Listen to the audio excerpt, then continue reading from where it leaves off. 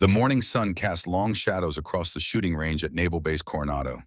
The distinctive crack of high-caliber rifles echoed through the air as SEAL Team 8 ran through their qualification drills. Commander Jack Iron Reynolds watched his men with a critical eye, noting every minor deviation in their form and execution. "Thompson, adjust your breathing pattern. You're jerking the trigger between exhales." Reynolds called out, his weathered face showing little emotion beneath his salt and pepper beard. At 42, Reynolds was considered one of the most experienced SEAL team leaders still in active field service. 3 tours in Afghanistan, 2 in Iraq, and countless classified operations had earned him a reputation as a no-nonsense commander who demanded perfection.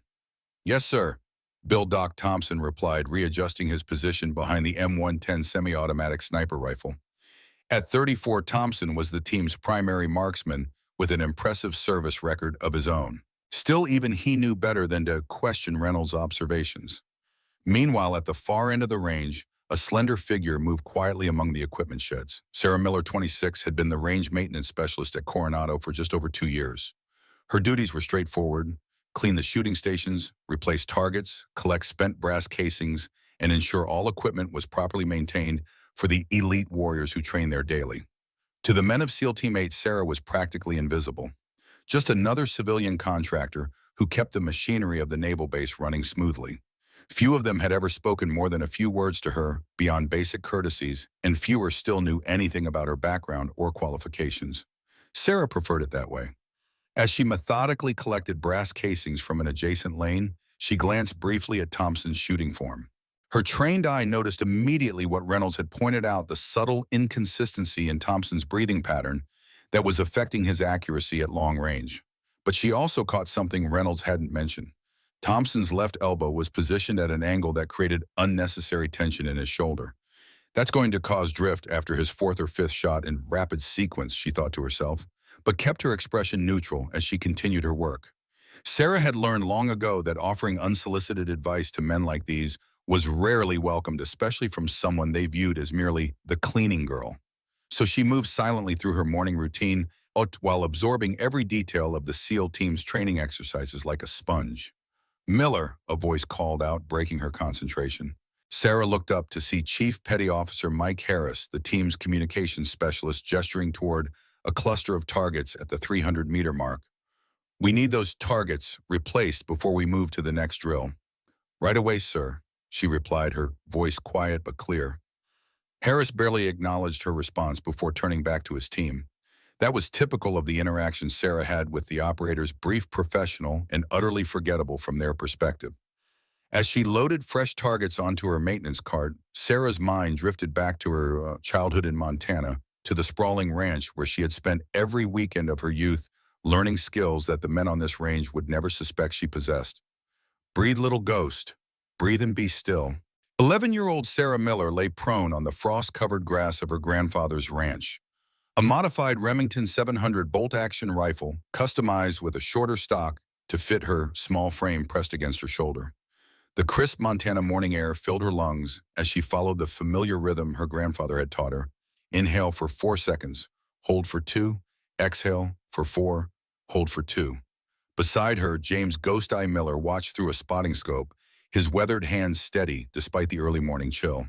At 67, the former Army Ranger still carried himself with the quiet dignity and precision that had made him a legend among a very select group of military operators decades earlier. "What's the distance to target?" he asked, his voice calm and measured. Sarah squinted slightly through the scope. 425 yards to the center of the steel plate. "Wind," she licked her finger and held it up briefly before returning to her shooting position. "Approximately 6 miles per hour left to right." Temperature effect: cold morning, approximately 42 degrees. Density altitude is higher than standard. Bullet will impact slightly higher than at standard conditions. James nodded approvingly. "And what does that tell you about your adjustment?" Sarah's small fingers made minute adjustments to her scope. "I need to compensate 1.5 minutes right for wind drift and adjust down a quarter minute for density altitude." "Good." James smiled, the creases around his eyes deepening. "Now remember what I always tell you. The rifle is just a tool," Sarah recited, her eyes never leaving the scope. "My mind is the real weapon. That's my girl. When you're ready, take your shot." Sarah cycled through her breathing pattern, once more feeling her heartbeat slow as she entered the state of calm, focus her grandfather had spent years helping her develop. The world narrowed to just her, the rifle, and the distant steel plate. On her final exhale, she squeezed the trigger with deliberate pressure. The rifle kicked against her shoulder, the report echoing across the open Montana landscape. A moment later, the clear ring of a bullet striking steel reached their ears. "Center hit," James announced proudly. "Excellent shot, little ghost." Sarah allowed herself a small smile as she worked the bolt, ejecting the spent casing. "Again," James chuckled. "You never get tired of this, do you?" "Never," she replied earnestly. "I want to be as good as you were, Grandpa." A shadow crossed the old man's face, but it passed quickly. "You'll be better, Sarah. Much better. The world just needs to catch up to what women like you can do." As they continued their practice, James Miller shared stories of his time in service, carefully edited versions of classified operations that had taken him from the jungles of Southeast Asia to the mountains of Afghanistan and the deserts of the Middle East. What he never told her directly, but what Sarah had pieced together from overheard conversations and old photographs hidden in his study, was that her grandfather had once been among the most lethal precision marksmen in U.S. military history. Master Sergeant James "Ghost Eye" Miller had served with the 75th Ranger Regiment during some of the most sensitive operations of the Cold War and beyond. His confirmed kills during official operations exceeded 100, though the actual number was likely much higher. More importantly, he had pioneered shooting techniques and fieldcraft methods that were still being taught in modified form to special operations snipers today. "Grandpa," Sarah asked as they packed up their gear later that morning, "why did you leave the Army? Mom says you could have been a general if you'd stayed in." James secured the rifle case before answering. "Your mother exaggerates. Rangers don't typically become generals." He paused, considering how much to share with his precocious granddaughter. "I was injured during an operation in Lebanon in '83. Rocket attack, shrapnel in my right arm and shoulder." He flexed his right hand unconsciously, the old scars barely visible now. The damage wasn't career-ending physically, but the mission itself. There were complications, political considerations. The operation was disavowed. "What does disavowed mean?" Sarah asked, struggling with the unfamiliar word. "It means the government decided officially that we were never there, that what we did, what we sacrificed, never happened." The bitterness in his voice was unmistakable even to a child. "I couldn't serve under those conditions anymore. Not when good men died for nothing." Sarah nodded solemnly, sensing the weight of her grandfather's words, even if she couldn't fully comprehend them yet. "Is that why you started teaching me, because no one remembered what you did?" James smiled, then a genuine smile that softened his normally stern features. "No, little ghost. I teach you because you have a gift, a natural talent that shouldn't be wasted just because you were born a girl in a world that doesn't yet understand what women are capable of." He knelt down to her level, his hands on her shoulders. "I teach you because someday the skills I'm giving you might make all the difference, not just for you, but for others who might need you." It was a prophecy that would prove more accurate than either of them could have imagined. Sarah's small apartment in the suburbs of San Diego was sparse but meticulously organized. The living room contained a comfortable but unremarkable sofa, a coffee table stacked with ballistics journals and engineering magazines, and a television that rarely saw use. The kitchen was equally utilitarian, with a single-place setting that spoke to her solitary lifestyle. The bedroom, however, told a different story. After securing her apartment door behind her, Sarah moved to the bedroom closet and knelt on the hardwood floor. She slid aside a section of baseboard to reveal a small, hidden compartment containing a combination safe. After entering the code, her grandfather's date of birth, she removed a weathered wooden box with "Rangers Lead the Way" carved into the lid. Inside the box lay the tangible remnants of James Miller's military legacy: his Silver Star Medal awarded for valor during a classified operation, his Master Sergeant insignia, a faded photograph of a young James standing with his Ranger team in the early 1970s, and a small leather-bound journal filled with handwritten notes on advanced shooting techniques, environmental calculations, and observations from decades of precision marksmanship. Sarah ran her fingers lightly over the silver star.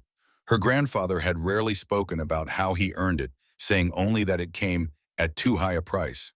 After his death 5 years earlier, she had found documents in his personal effects suggesting the medal was connected to a covert operation codenamed Eagle Falls, an apparent offshoot of the infamous Operation Eagle Claw, the failed 1980 attempt to rescue American hostages in Iran.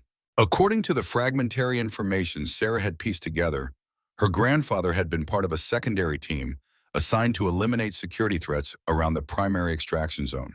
When the main operation was aborted after helicopter failures, James's team was allegedly left in position for an additional 36 hours, continuing their mission without support or acknowledgement. What happened during those 36 hours remained a mystery even to Sarah. Her grandfather had taken those secrets to his grave, leaving behind only cryptic journal entries and redacted documents that raised more questions than they answered.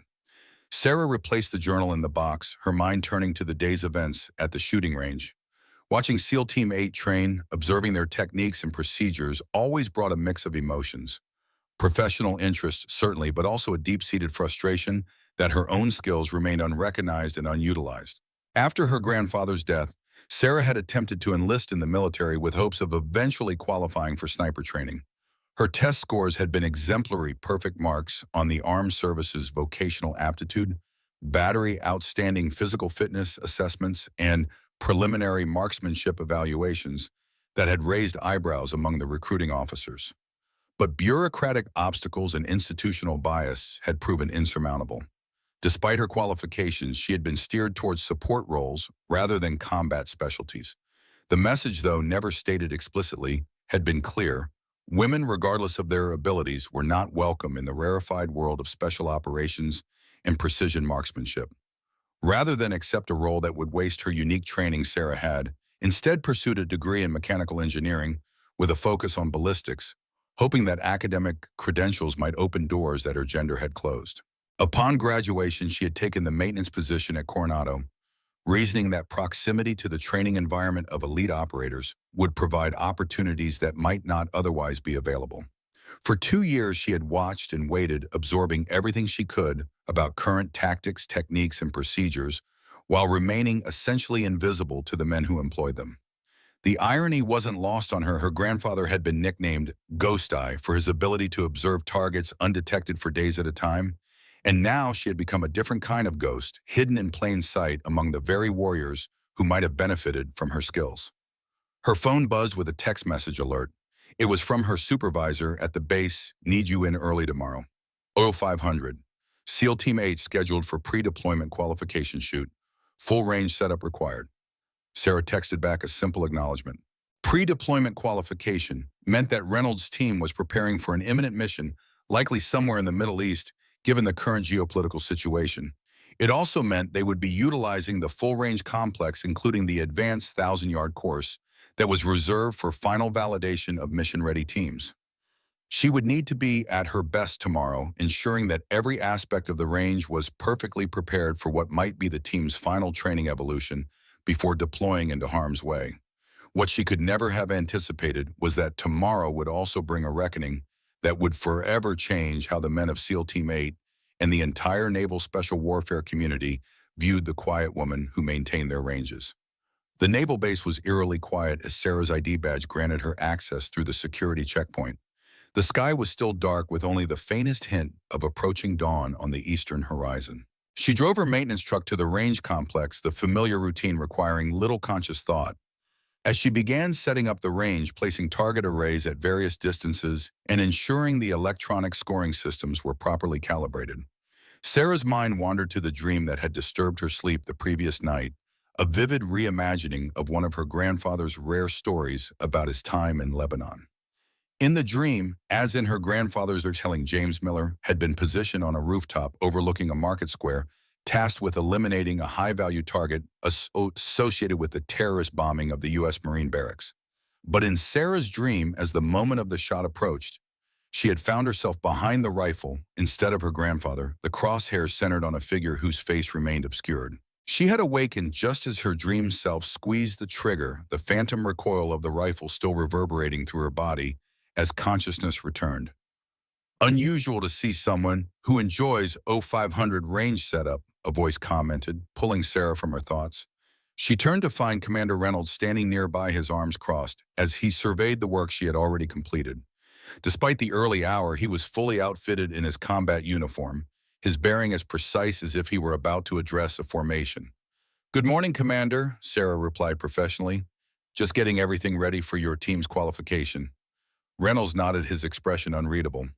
"You've been maintaining our ranges for what, 2 years now?" "Yes, sir, 2 years and 3 months."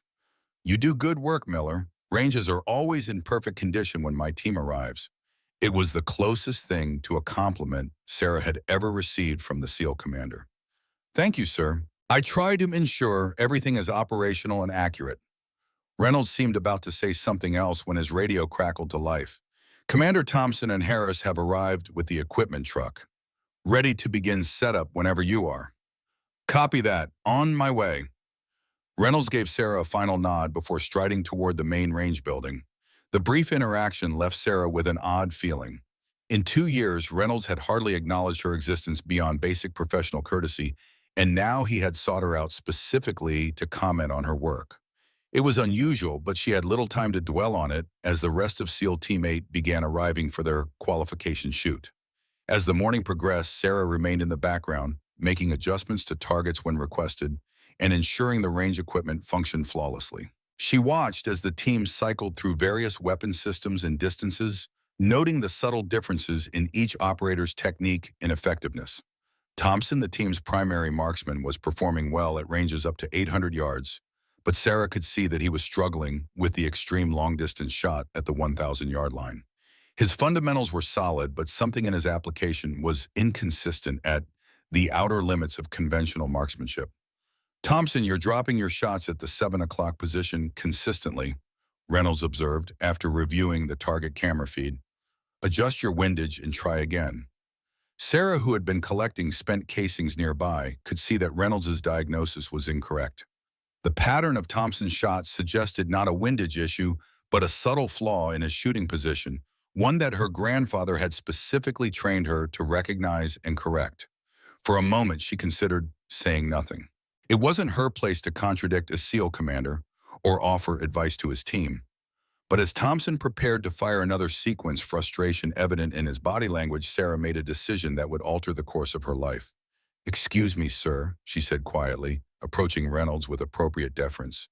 "I don't mean to intrude, but I noticed something that might help." Reynolds turned surprise evident on his face. "What's that, Miller? It's not a windage issue, sir. Petty Officer Thompson's left elbow is positioning too far under the rifle, creating torque in his shoulder. That's why the shots are grouping at 7 o'clock at extended ranges. The muscular tension increases as he fatigues through each string of fire." The range fell silent.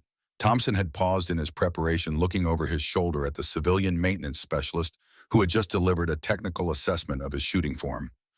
Reynolds' expression darkened. "And you know this how exactly?" Sarah hesitated, suddenly aware of the attention focused on her. "I observe a lot of shooting on these ranges, sir.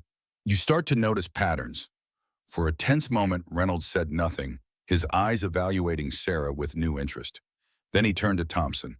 "Adjust your support elbow position, Doc. Let's see if Miller's observation has merit." Thompson, clearly skeptical, nevertheless made the suggested adjustment. His next 5-shot group at the 1,000-yard target showed immediate improvement, the rounds impacting much closer to center mass. "Well, I'll be damned," Thompson muttered, reviewing the target camera feed. He glanced back at Sarah with newfound respect. "Good eye." Reynolds studied the target results, then turned to Sarah. "Where did you learn to diagnose shooting form like that, Miller? That's not something you pick up just by watching." Before Sarah could formulate a response that wouldn't reveal too much of her background, Chief Petty Officer Harris jogged up to the firing line. "Commander Base Security is reporting unusual activity along the perimeter near the Eastern Access Road. Multiple unidentified individuals observed approaching the fence line." Reynolds immediately shifted into command mode. "Get the team ready. Full kit, live ammunition. This could be nothing but given the current threat assessment." He didn't need to finish the sentence. Everyone present was aware that naval installations had been placed on elevated alert status following intelligence reports of potential terrorist reconnaissance activities. What had initially been dismissed as isolated incidents had recently been reassessed as possible indicators of a coordinated surveillance effort targeting military training facilities. Miller Reynolds addressed Sarah, "Secure the range, equipment, and then find shelter in the main building until we determine what's happening." "Yes, sir," she replied, already moving to collect the sensitive electronic equipment. As SEAL Team 8 rapidly prepared for a potential security threat, Sarah worked efficiently to secure the range. Years of practice with her grandfather had instilled in her the importance of proper equipment, care even, or especially during emergency situations. She was securing the last of the spotting scopes when the first explosion rocked the training complex. The initial blast came from the direction of the base's main administrative building, a thunderous detonation that sent a visible shockwave across the open ground of the range complex. Black smoke billowed skyward as secondary explosions followed in rapid succession. "Contact, contact," Harris shouted into his radio. "Multiple explosions at the admin building. Request immediate." His transmission was cut short as a barrage of small arms fire erupted from the tree line bordering the eastern edge of the range. Bullets impacted the concrete barriers and kicked up dust from the ground around the SEAL team's position. "Take cover," Reynolds commanded, his voice carrying above the chaos. "Return fire, establish security perimeter." The team reacted with the precision expected of elite operators, taking defensive positions and returning coordinated fire toward the sources of the attack. But it quickly became apparent that they were facing a well-organized adversary who had carefully planned their assault. "Sir, we've got shooters on the northern ridge as well," Thompson reported, indicating the elevated terrain that overlooked the range complex. "Looks like they've established interlocking fields of fire. We're pinned down." Reynolds keyed his radio. "Base Command, this is SEAL Team 8 Actual. We are under attack at the Eastern Range Complex. Multiple hostiles, coordinated fire requesting immediate QRF response." The radio crackled with static before a response came through. "SEAL Team 8, this is Base Command. Confirmed attacks at multiple locations across the installation. Security forces engaged at main gate and administrative complex. QRF is mobilizing, but ETA to your position is approximately 15 minutes. Can you hold?" Reynolds surveyed their situation grimly. His team had taken cover behind concrete shooting barriers and equipment sheds, but their position offered limited protection against the elevated firing positions the attackers had secured. Already 2 of his men had sustained injuries. Petty Officer Jackson had taken a round through his upper arm, and Petty Officer Martinez had caught shrapnel from a near miss that had fragmented against concrete. "We'll hold as long as we can," Reynolds replied. "But be advised, enemy has fire superiority from elevated positions. We are effectively pinned down." As the firefight intensified, Sarah Miller had taken cover behind the range maintenance building, her heart pounding, but her mind surprisingly clear. The situation was dire. The SEAL team was outnumbered and outpositioned with limited ammunition and dwindling options for movement or counterattack. From her position, Sarah could see what the others couldn't: a third group of attackers moving through a drainage culvert that would bring them behind the SEAL team's defensive perimeter within minutes.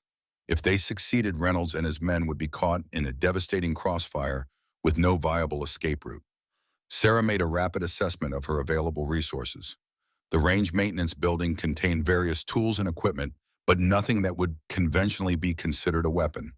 However, in the adjacent small arms locker used for storing demonstration weapons for training purposes, she knew there was at least one functional rifle, a modified M110 semi-automatic sniper rifle that had been prepared for a marksmanship demonstrations scheduled for later in the week. Making her decision, Sarah moved quickly to the arms locker. Using her maintenance keys, she accessed the secure storage area and located the M110 rifle case. Inside, as expected, was the weapon along with 2 magazines loaded with 7.62mm ammunition. The rifle was similar to models she had trained with extensively on her grandfather's ranch, a civilian variant of the same platform, modified for competition shooting. The fundamental operation was identical, though this military version featured additional tactical accessories, including a suppressor and enhanced optics. Sarah quickly inspected the weapon, cycling the action to ensure it was functioning properly and confirming that the optics were at least approximately zeroed for mid-range engagement distances. It wasn't ideal. In a perfect world, she would have verified the exact zero for the specific ammunition load, but it would have to suffice under the circumstances. Slinging the rifle across her back, Sarah moved to a position where she could observe the drainage culvert without exposing herself to the existing fields of fire. From there, she could see three armed men advancing cautiously toward the rear of the SEAL team's position. They were approximately 300 yards away, a challenging shot under stress conditions, but well within the capabilities of both the rifle and a shooter of Sarah's caliber. She settled into a stable shooting position using a maintenance equipment crate as an improvised rest. The familiar ritual of preparation flowed through her body automatically. Check. Natural point of aim, establish proper cheek weld, regulate breathing, identify target, calculate basic ballistic factors. Wind is negligible at this distance. Target moving slowly, right to left. Lead approximately 1/2 body width. No significant elevation change to account for. Sarah centered the crosshairs on the lead attacker, controlled her breathing, as her grandfather had taught her, and pressed the trigger with deliberate precision. The rifle's report was partially muffled by the suppressor, barely audible above the ongoing gunfire. Through the scope, Sarah saw the lead attacker drop immediately, the round finding its marked center mass. The two remaining hostiles reacted with confusion, unable to identify the source of fire that had struck down their comrade. Before they could orient themselves or seek cover, Sarah had cycled through her shooting sequence twice more. Two more precision shots, two more hostiles neutralized. The entire engagement had taken less than 15 seconds. Without pausing to reflect on what she had just done, Sarah shifted her attention to the northern ridge, where the attackers maintaining fire superiority over the SEAL team were positioned. The distance was greater, approximately 600 yards, and the elevated position created a more challenging shooting solution. Uphill shot, need to adjust for cosine angle. Approximately 15-degree incline means impact will be slightly high if I don't compensate. Wind from the west at roughly 8 mph, requiring right to left drift compensation. Sarah made the necessary adjustments to the rifle's optic, then began systematically engaging the hostile positions on the ridge. Each shot was carefully calculated, her movements economical and precise. One by one, the enemy firing positions fell silent as her rounds found their targets. From their defensive position, Reynolds and his team noticed a change in the tactical situation. The incoming fire from the ridge had diminished significantly, though they couldn't identify why. "Someone's engaging the hostiles on the ridge," Thompson observed, peering through a gap in the concrete barrier. "Precision fire taking them out one by one. Must be advanced elements of the QRF," Reynolds suggested, though he sounded uncertain. The shooting was too methodical, too precise to match the typical response of a quick reaction force. It was Harris who first spotted Sarah as she repositioned to engage the remaining threats on the eastern perimeter. "Sir, is that Miller?" Reynolds followed Harris's line of sight, his expression shifting from confusion to disbelief as he recognized the range maintenance specialist, now moving with tactical precision between cover positions, the M110 rifle held with obvious familiarity as she continued to systematically eliminate the attacking force. "What the hell?" Thompson muttered, articulating the thought shared by every member of the team. Before Reynolds could formulate a response or take action, his radio crackled again. "SEAL Team 8, this is base command. Be advised, security camera footage shows hostiles have breached the weapons storage facility. Intelligence suggests they may be attempting to access classified materials stored in the secure data center adjacent to the armory." The secure data center. Reynolds felt a chill that had nothing to do with the ongoing firefight. That facility contains some of the most sensitive operational information on the base, including mission files, personnel records, and details of forthcoming deployments. If the attackers gained access to those systems, the damage to national security could be incalculable. "Acknowledge base command. We will attempt to reinforce the data center, but we are still under heavy fire. ETA on that QRF. QRF is engaged at the main gate. Estimate another 10 minutes before they can reach your position. 10 minutes might as well have been 10 hours. If the attackers were already inside the weapon storage facility, they would reach the adjacent data center within minutes." Reynolds made a rapid tactical assessment. His team was pinned down, outgunned, and at least partially compromised by injuries. Moving to reinforce the data center would require crossing 200 meters of open ground under potential enemy fire. The risk was extreme. And then there was Miller, the civilian maintenance specialist, who was somehow single-handedly turning the tide of the firefight with shooting skills that rivaled or exceeded those of his most qualified operators. Making his decision, Reynolds keyed his radio. "Miller, this is Commander Reynolds. If you can hear me, acknowledge." After a brief pause, Sarah's voice came through the channel. "This is Miller. Go ahead, Commander. What is your situation? Can you provide covering fire for my team to maneuver?" "Affirmative, sir. I've neutralized the northern ridge position and 3 hostiles attempting to flank your rear. Eastern perimeter still active, approximately 4 to 5 shooters remaining. I have visual and can suppress." Reynolds exchanged disbelieving glances with Thompson and Harris. The calm professionalism in Miller's voice was completely at odds with her supposed role as a civilian range technician. "Copy that. On my signal, provide suppressing fire on the eastern perimeter. Team will bound toward the weapons facility to secure the data center." "Understood. Ready on your mark," Sarah replied, already adjusting her position to better cover the team's movement. Reynolds gathered his operators. "On my signal, we move in 2 elements. Harris, you take Jackson and Lewis. I'll take Thompson and Martinez. Tactical advance to the weapons facility. Miller will provide cover." The team acknowledged their orders, though their expressions still registered shock at the unexpected development of their range maintenance specialist providing tactical support. "Execute in 3, 2, 1 mark." As Reynolds gave the command, Sarah opened fire on the eastern perimeter. Her shots precisely targeted to suppress the remaining hostiles without necessarily eliminating them, a different tactical application of marksmanship that prioritized volume and coverage over individual kills. Under her covering fire, SEAL Team 8 began their advance across the open ground, moving in coordinated bounds as they had trained countless times.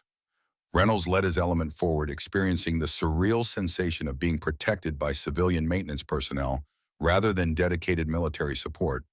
The team had covered approximately half the distance to the weapons facility when a new threat emerged. A hostile armed with what appeared to be a light machine gun appeared on the roof of an adjacent building, positioning to enfilade the advancing SEALs. Reynolds spotted the threat too late to redirect his team. "Machine gun high right."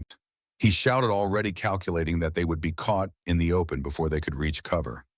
The machine gunner began to bring his weapon to bear and then jerked backward, his weapon clattering unfired to the rooftop as he collapsed. Through his peripheral vision, Reynolds caught the muzzle flash from Sarah's position over 700 yards from the rooftop target she had just neutralized with a single shot. The remainder of the advance proceeded without further incident, the team reaching the weapons facility entrance within minutes. The door showed signs of forced entry, confirming that hostiles had indeed breached the building. "Miller, what's your visual on the facility?" Reynolds radioed. "I can observe the main entrance in east-facing windows," Sarah replied. "No movement visible from my position, but limited line of sight to interior." "Copy that. Maintain overwatch while we clear the building." With practiced efficiency, the SEAL team prepared to enter the facility. Reynolds took point with Thompson covering their 6 as they moved through the breached entrance and began clearing the structure room by room. Evidence of the hostile presence was immediately apparent. 2 security personnel were down in the entry vestibule, and shell casings littered the floor, indicating a brief but intense firefight. Moving deeper into the facility, they encountered 3 dead hostiles, apparently taken out by the security team before being overwhelmed. As they approached the data center entrance, Reynolds detected voices from within, at least 2 individuals speaking in hushed tones. The language wasn't immediately recognizable, but the urgency in their voices suggested they were working against time. Reynolds signaled his team to prepare for breach entry. On his mark, Thompson kicked in the door, while Harris tossed a flashbang grenade into the room. The disorienting explosion was followed immediately by the team's entry weapons raised and ready to engage. Inside, they found 3 hostiles, 2 still disoriented from the flashbang, while a third was already recovering, raising his weapon toward the entering SEALs. Reynolds neutralized the immediate threat with 2 center mass shots before the team secured the remaining hostiles. A quick assessment confirmed the data center's primary systems appeared intact, though one of the hostiles had been attempting to connect an external device to the main server, likely to download classified information. "Base Command, this is SEAL Team 8 Actual, data center secure. 3 hostiles, neutralized server systems appear intact. Request technical team to verify no data compromise." "Copy that, SEAL Team 8. Technical response team en route. QRF has secured the main gate and is proceeding to your location to establish perimeter security." With the immediate crisis contained, Reynolds found his thoughts returning to the unexpected intervention that had potentially saved his entire team and prevented a catastrophic security breach. Harris maintained security here. Thompson with me. Reynolds headed back outside, intent on finding the woman who had demonstrated capabilities that no range maintenance specialist should possess. They found Sarah near the original range position, methodically clearing the M110 rifle and returning it to its case. Her movements were precise and practiced the kind of weapons handling that came only from years of experience. As Reynolds approached, Sarah straightened her expression, composed but wary. "Sir." She acknowledged, her voice betraying none of the adrenaline that must have been coursing through her system after the intense firefight. Reynolds studied her for a long moment before speaking. "Miller, I think you owe us an explanation." Sarah met his gaze steadily. "Yes, sir, I suppose I do. Where did you learn to shoot like that? That wasn't just good marksmanship, that was expert-level precision under combat conditions. The kind of skill that takes years of specialized training to develop." Sarah hesitated, weighing how much to reveal. Finally, she reached into her pocket and removed a worn photograph, handing it to Reynolds. The photograph showed a younger version of Sarah standing beside an older man in civilian clothes, both holding precision rifles on what appeared to be a private shooting range. The man's bearing was unmistakably military, despite the civilian attire. "My grandfather," Sarah explained, "Master Sergeant James Ghost Eye Miller, Army Rangers.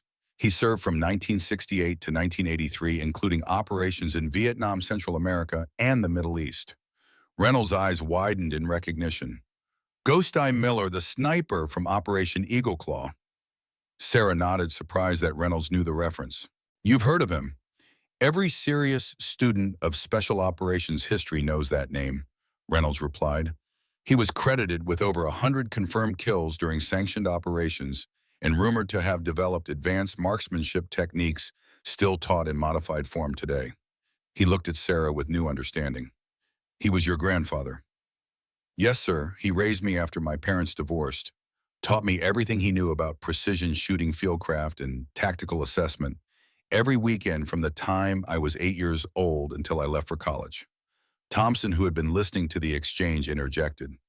"Why are you working maintenance at a SEAL training facility instead of putting those skills to use? With that kind of training and obvious natural ability." Sarah's expression hardened slightly. "I tried Petty Officer Thompson. Perfect scores on every marksmanship evaluation during recruitment. Top percentile in physical fitness assessments. But when it came to placement in advanced training programs," she shrugged. "Let's just say the doors to certain specialties remain difficult for women to open regardless of qualification." Reynolds absorbed this information, his tactical mind reassessing everything he thought he knew about the quiet woman who had maintained their ranges for over 2 years.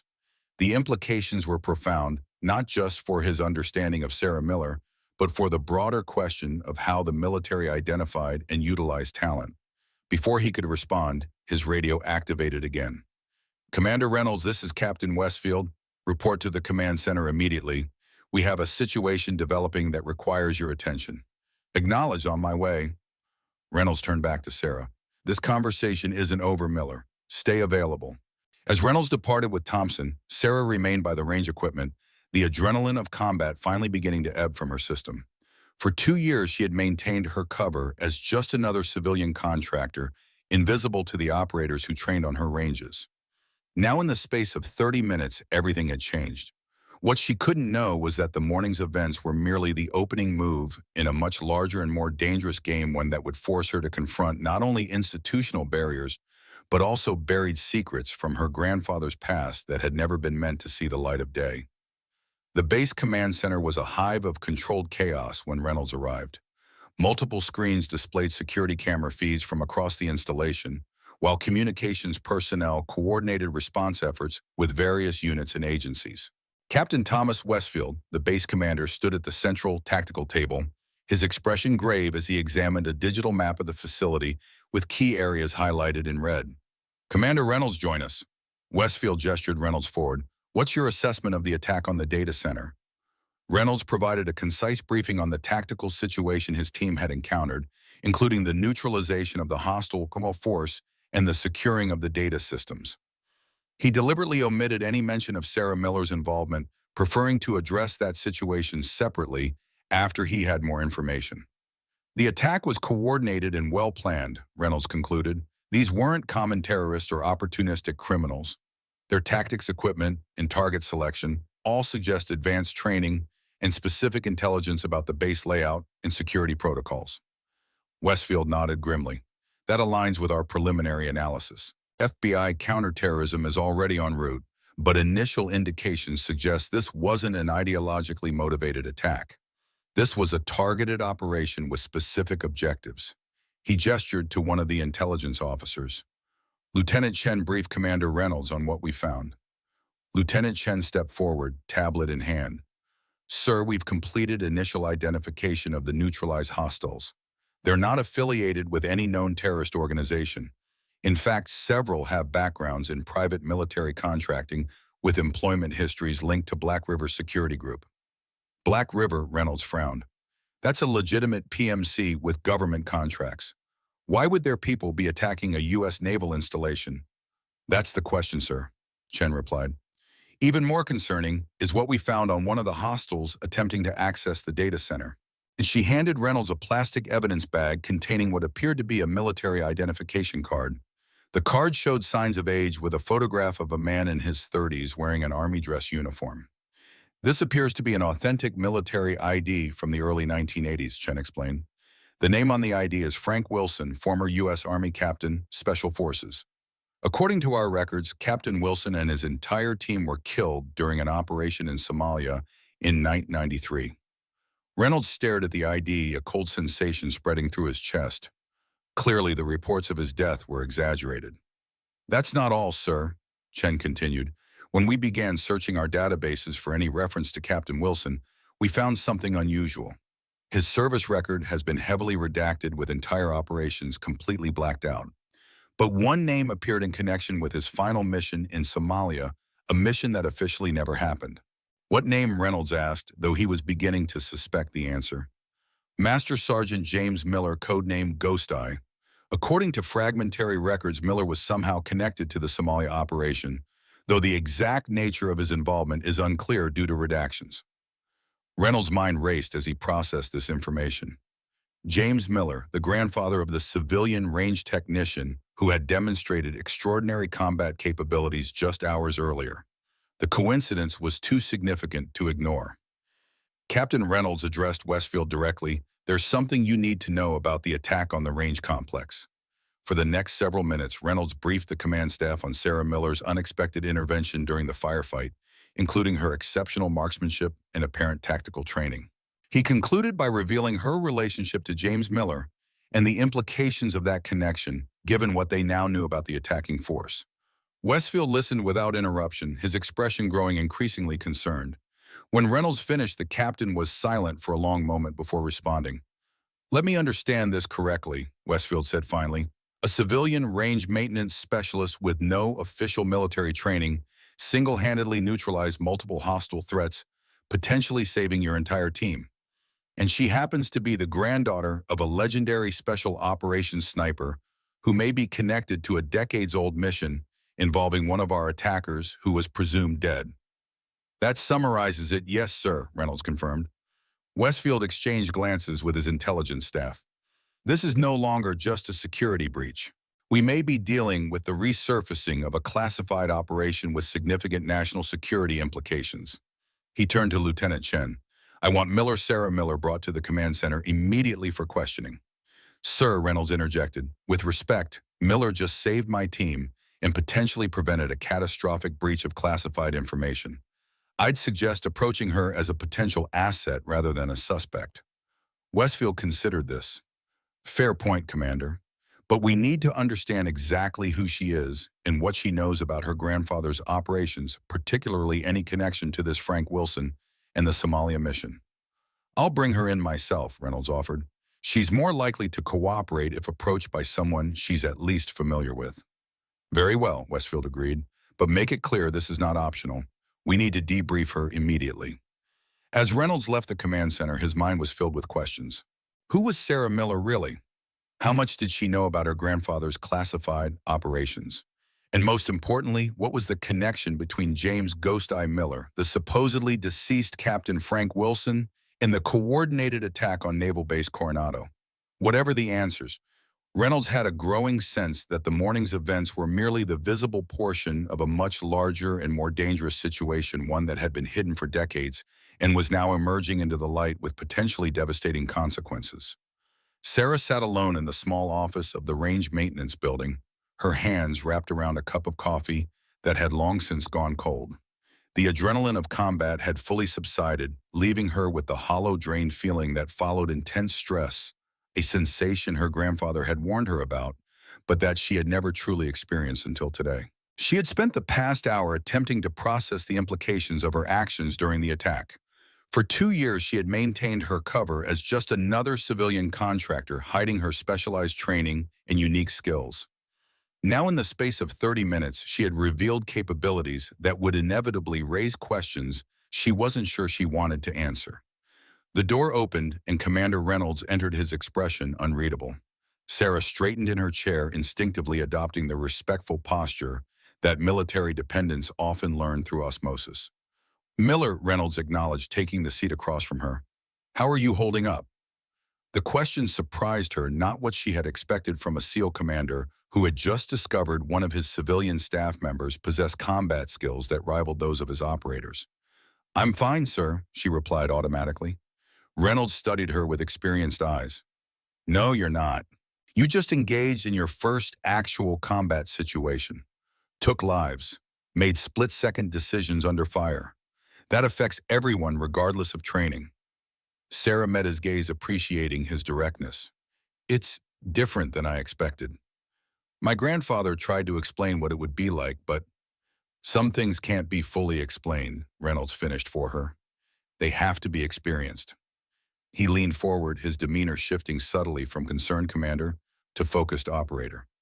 "Sarah, I need to be direct with you. The attack today wasn't random. The individuals involved appear to have connections to your grandfather's past operations, specifically a mission in Somalia in 1993. Sarah felt a chill run through her. "Somalia. My grandfather never mentioned any operations there." "Are you certain?" Reynolds pressed. "Think carefully. Even casual references, stories that might have seemed unrelated at the time." Sarah's mind raced through years of conversations with her grandfather, searching for any mention of Somalia. He talked about operations in Central America, the Middle East, Southeast Asia, but never Somalia specifically. She paused, a memory surfacing.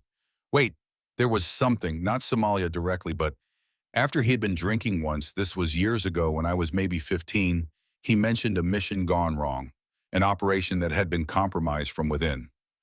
Did he give any details? Names, dates, locations? Sarah shook her head. Nothing specific, just that good men had died because someone in command had made a deal with the wrong people. He was angry. It was one of the few times I ever saw him truly upset. Reynolds nodded slowly, filing this information away. "Sarah, the base commander, needs to speak with you. This isn't optional, given the circumstances, but I want you to understand that you're not being treated as a suspect in anything. Your actions today potentially saved many lives, including those of my team." "I understand," Sarah replied, her stomach tightening nonetheless. "Went bomb. Now I'll escort you to the command center." Reynolds stood, then hesitated. "One more thing. One of the attackers was carrying a military ID. The name on it was Frank Wilson, a former Army captain who was reportedly killed in action in 1993. Sarah frowned. "The name doesn't mean anything to me." "Are you sure? Think about your grandfather's personal effects, journals, photographs, anything that might have contained references to his former teammates or operations." A memory flashed in Sarah's mind, the wooden box in her apartment with her grandfather's medals and memorabilia. Among the items was a small, leather-bound journal filled with cryptic entries and what appeared to be operational notes. There might be something in my grandfather's journal," she admitted. "He kept detailed records of his operations, though much of it is in a personal shorthand that's difficult to decipher." Reynolds' expression intensified. "Where is this journal now?" "At my apartment, in a hidden safe." The commander nodded decisively. "After we meet with Captain Westfield, we'll need to retrieve that journal. If there's any connection between your grandfather and what happened today, that information could be crucial." As Sarah followed Reynolds out of the building toward the command center, she couldn't shake the unsettling feeling that she was being drawn into something far larger and more dangerous than she had ever anticipated a shadowy world of classified operations and buried secrets that her grandfather had tried to protect her from even as he prepared her to navigate it if necessary. Whatever lay ahead, one thing was certain. The carefully constructed identity she had maintained for the past 2 years had been irrevocably shattered. Sarah Miller, the invisible range maintenance specialist, had revealed herself as something far more formidable. Now she would have to face the consequences of that revelation for better or worse. The atmosphere in the command center tensed noticeably as Reynolds escorted Sarah through the security checkpoint. Military personnel and intelligence analysts glanced up from their workstations, their expressions ranging from curiosity to open suspicion. Word had clearly spread about the civilian maintenance specialist who had demonstrated exceptional combat capabilities during the attack. Captain Westfield met them at the entrance to the central briefing room, his stern features revealing nothing of his thoughts as he evaluated Sarah with a commander's assessing mucus. "Ms. Miller," he acknowledged formally, "I understand we owe you a debt of gratitude for your actions today." "I just did what was necessary, sir," Sarah replied, maintaining the respectful demeanor she had learned to adopt around senior military officers. "Indeed." Westfield gestured toward the briefing room. "Please join us. We have much to discuss." Inside, a small group awaited them: Lieutenant Chen, whom Sarah recognized from occasional encounters around the base, a stern-looking man in a dark suit who practically screamed "Federal Agent," and an older military officer whose uniform identified him as a colonel, though Sarah didn't recognize his unit insignia. "Ms. Miller, this is Special Agent Thomas from the FBI's Counterterrorism Division." Westfield introduced the man in the suit and Colonel Richard Bennett from the Defense Intelligence Agency. Sarah nodded politely to each man, though she noted that Colonel Bennett was studying her with particular intensity, as if trying to reconcile her appearance with some preconceived expectation. "Please sit down," Westfield directed, indicating an empty chair at the briefing table. As Sarah took her seat, she caught a glimpse of the materials spread across the table: satellite imagery of the naval base personnel files of the attackers, and most concerningly what appeared to be a heavily redacted military file with her grandfather's name visible in the header. "Mr. Miller," Agent Thomas began without preamble, "we understand you're the granddaughter of Master Sergeant James Miller, codenamed Ghost Eye, during his service with Army Special Forces." "Rangers," Sarah corrected automatically. "My grandfather served with the 75th Ranger Regiment, not Special Forces." Thomas exchanged glances with Colonel Bennett before continuing. "The official record indicates Ranger Regiment, yes, but your grandfather's actual operational history was more complex." Sarah frowned. "What do you mean?" Colonel Bennett spoke for the first time, his voice carrying the gravelly quality of a longtime smoker. "What Agent Thomas is attempting to delicately state is that your grandfather's official service record was deliberately sanitized. James Miller served in multiple special operations units throughout his career, often on loan to agencies and task forces that officially didn't exist." Sarah felt a flutter of unease. While her grandfather had occasionally hinted at operations beyond the scope of conventional military deployments, he had never explicitly confirmed involvement with clandestine agencies or black ops programs. "I'm not sure what this has to do with today's attack," she said carefully. "Perhaps everything," Colonel Bennett replied, sliding a photograph across the table. The black and white image showed a group of 6 men in mixed military and civilian attire standing beside what appeared to be a UH-1 Huey helicopter. Sarah immediately recognized her grandfather, younger but unmistakable, standing second from the left. What caught her attention, however, was the man standing next to him, one arm draped casually over her grandfather's shoulder in a gesture of easy camaraderie. "The man next to your grandfather," Bennett indicated, "is Captain Frank Wilson. This photograph was taken in 1982 prior to a classified operation in Lebanon." Sarah studied the image more carefully. The man had a confident stance with the relaxed alertness common to experienced operators. His features were unremarkable, the kind of face that could blend into a crowd without drawing attention, which was often an asset in clandestine operations. "I've never seen this photograph before," she admitted. "My grandfather never mentioned anyone named Frank Wilson." "Are you certain?" Agent Thomas pressed. "Perhaps by a nickname or call sign?" Sarah shook her head. "My grandfather rarely discussed specific individuals from his service days, and never in detail." Commander Reynolds, who had remained silent until now, interjected. Captain, perhaps we should explain to Ms. Miller why we're focusing on this connection. Westfield nodded his assent, and Lieutenant Chen activated the main display screen. It showed an image of a military identification card, the same one Reynolds had mentioned earlier. This ID was recovered from one of the attackers killed during the assault on the data center, Chen explained. It belongs to Captain Frank Wilson, who was reportedly killed during a classified operation in Somalia in 1993. Except, except he clearly wasn't killed, Sarah finished, understanding dawning, and now someone using his ID was part of an attack on this base. The ID is authentic, Agent Thomas confirmed. Preliminary forensic analysis suggests it's not a forgery, but the original document issued to Wilson in the early 1980s. Sarah's mind raced to process the implications. You think this attack was personally motivated? Some kind of vendetta connected to my grandfather's past operations?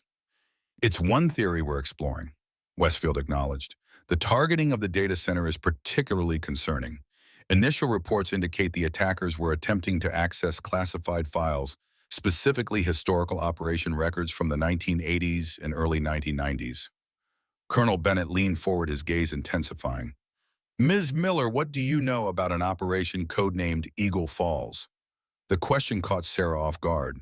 She had seen that codename only once in a redacted document among her grandfather's personal effects after his death. Just the name, she answered truthfully. I found a reference to it among my grandfather's banners, but no details. Eagle Falls was a compartmentalized element of Operation Eagle Claw. Bennett explained, naming the infamous failed 1980 hostage rescue mission in Iran. While the main operation focused on the embassy in Tehran, Eagle Falls involved a secondary team tasked with eliminating potential security threats around the extraction route. Sarah nodded slowly. My grandfather received the Silver Star, but he never discussed the specifics of how he earned it. That's because Eagle Falls officially never happened, Bennett said flatly. When the main operation was aborted after the helicopter failures at Desert One, the Eagle Falls team should have been extracted as well. Instead, due to a communication failure, they remained in position for an additional 36 hours, continuing their mission without official sanction or support.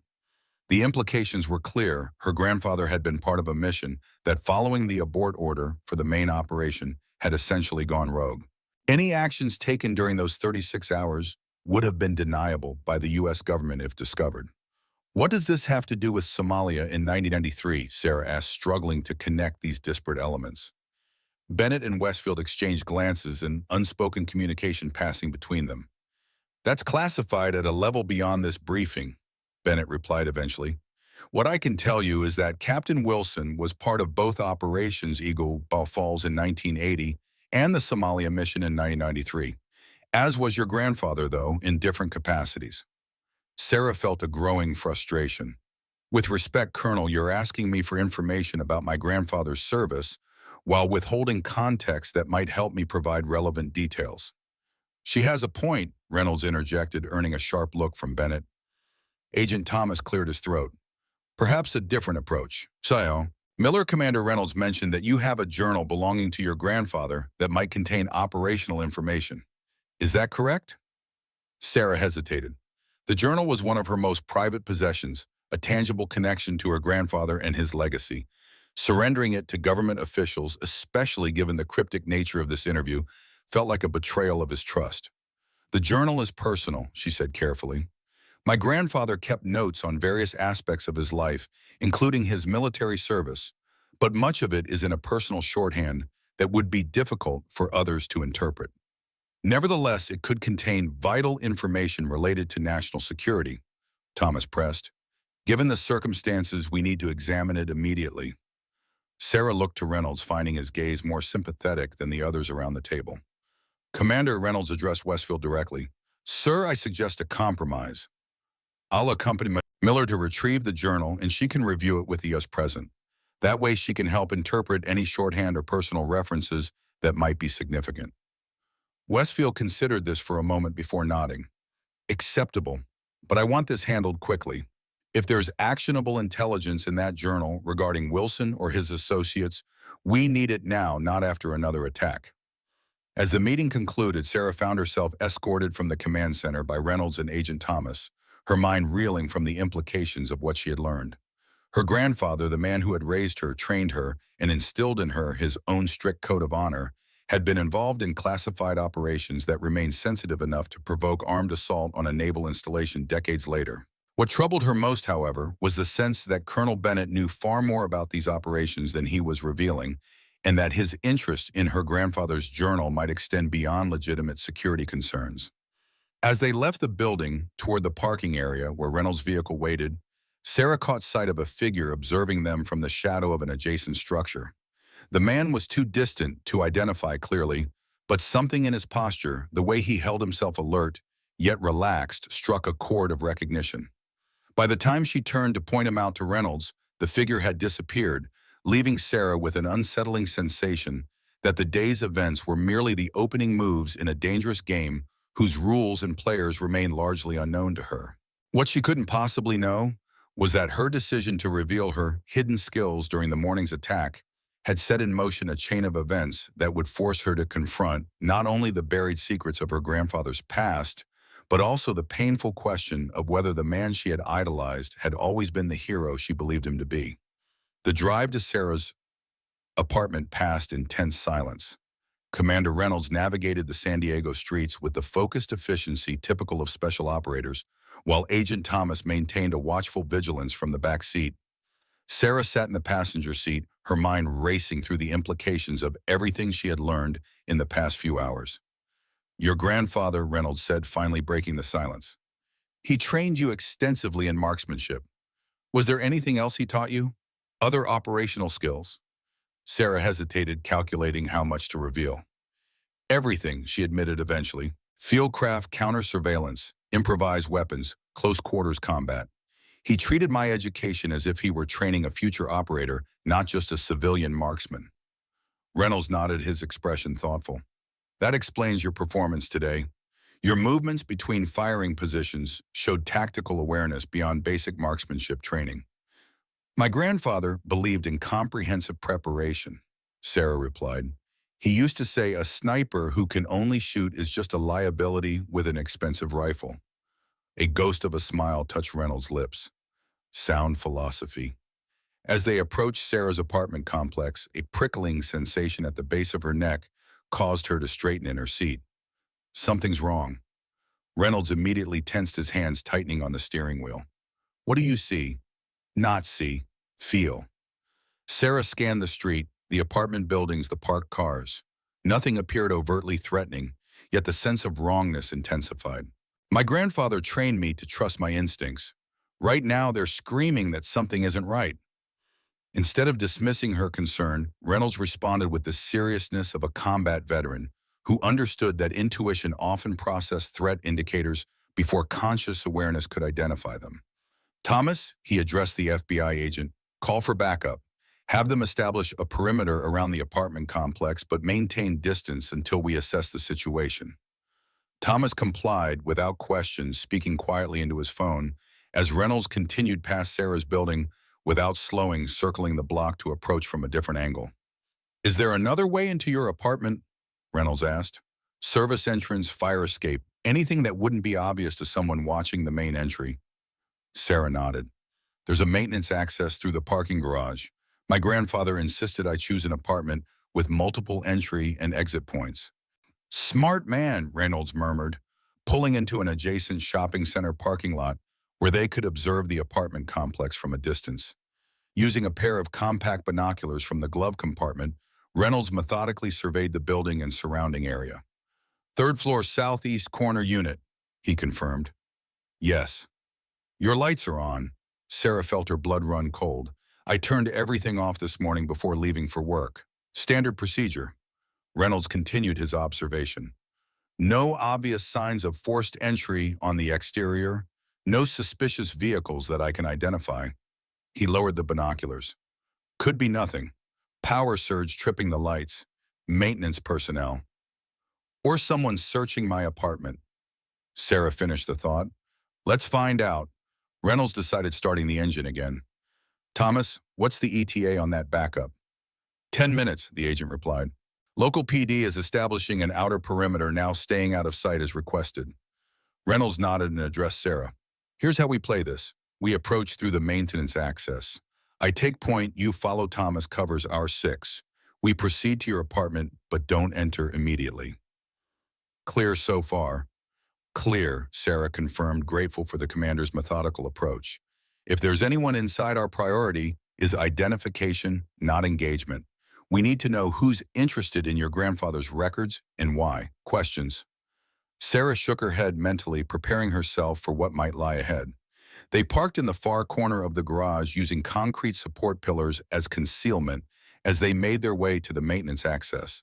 Sarah led them through a service corridor that connected to the main building's emergency stairwell. As they ascended to the 3rd floor, Sarah noticed Reynolds moving with the fluid efficiency of a seasoned operator. Minimal noise, maximized awareness, weapon hand kept free and ready.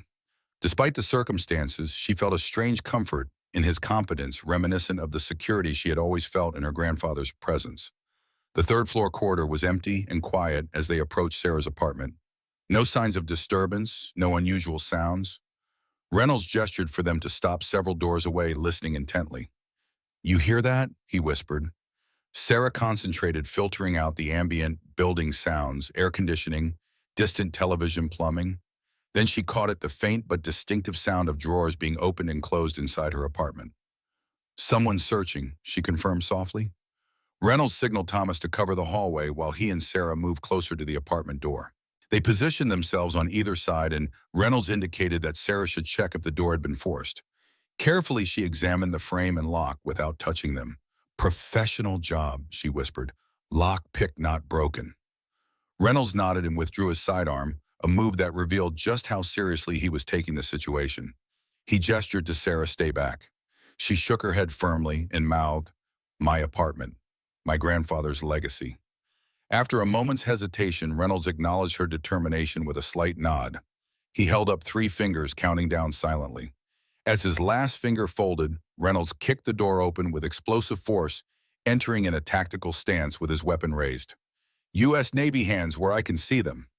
Sarah followed immediately behind him, scanning the apartment with the heightened awareness her grandfather had drilled into her over years of training.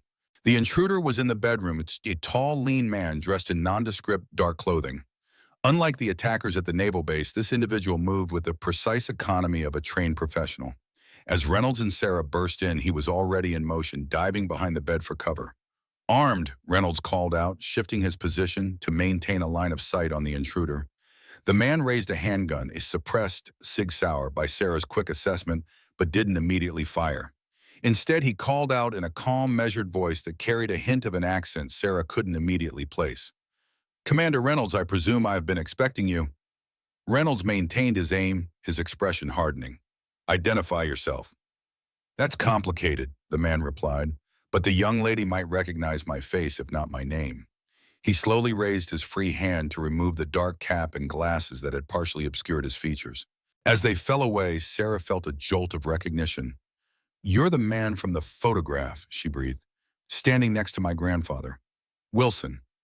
The man inclined his head slightly. "Captain Frank Wilson, though I haven't used that name in many years." His gaze shifted back to Reynolds. "I'm not here to hurt anyone, Commander." "Quite the opposite." "Put the weapon down," Reynolds ordered, his aim unwavering. Slowly. Wilson complied with deliberate movements, placing his pistol on the floor and sliding it away from himself. "May I stand? This position is hell on my knees these days." Reynolds gestured with his weapon. Slowly, hands where I can see them. As Wilson rose, Sarah studied him more carefully. The man before her was in his mid-60s with the weathered features of someone who had spent much of his life outdoors in harsh conditions.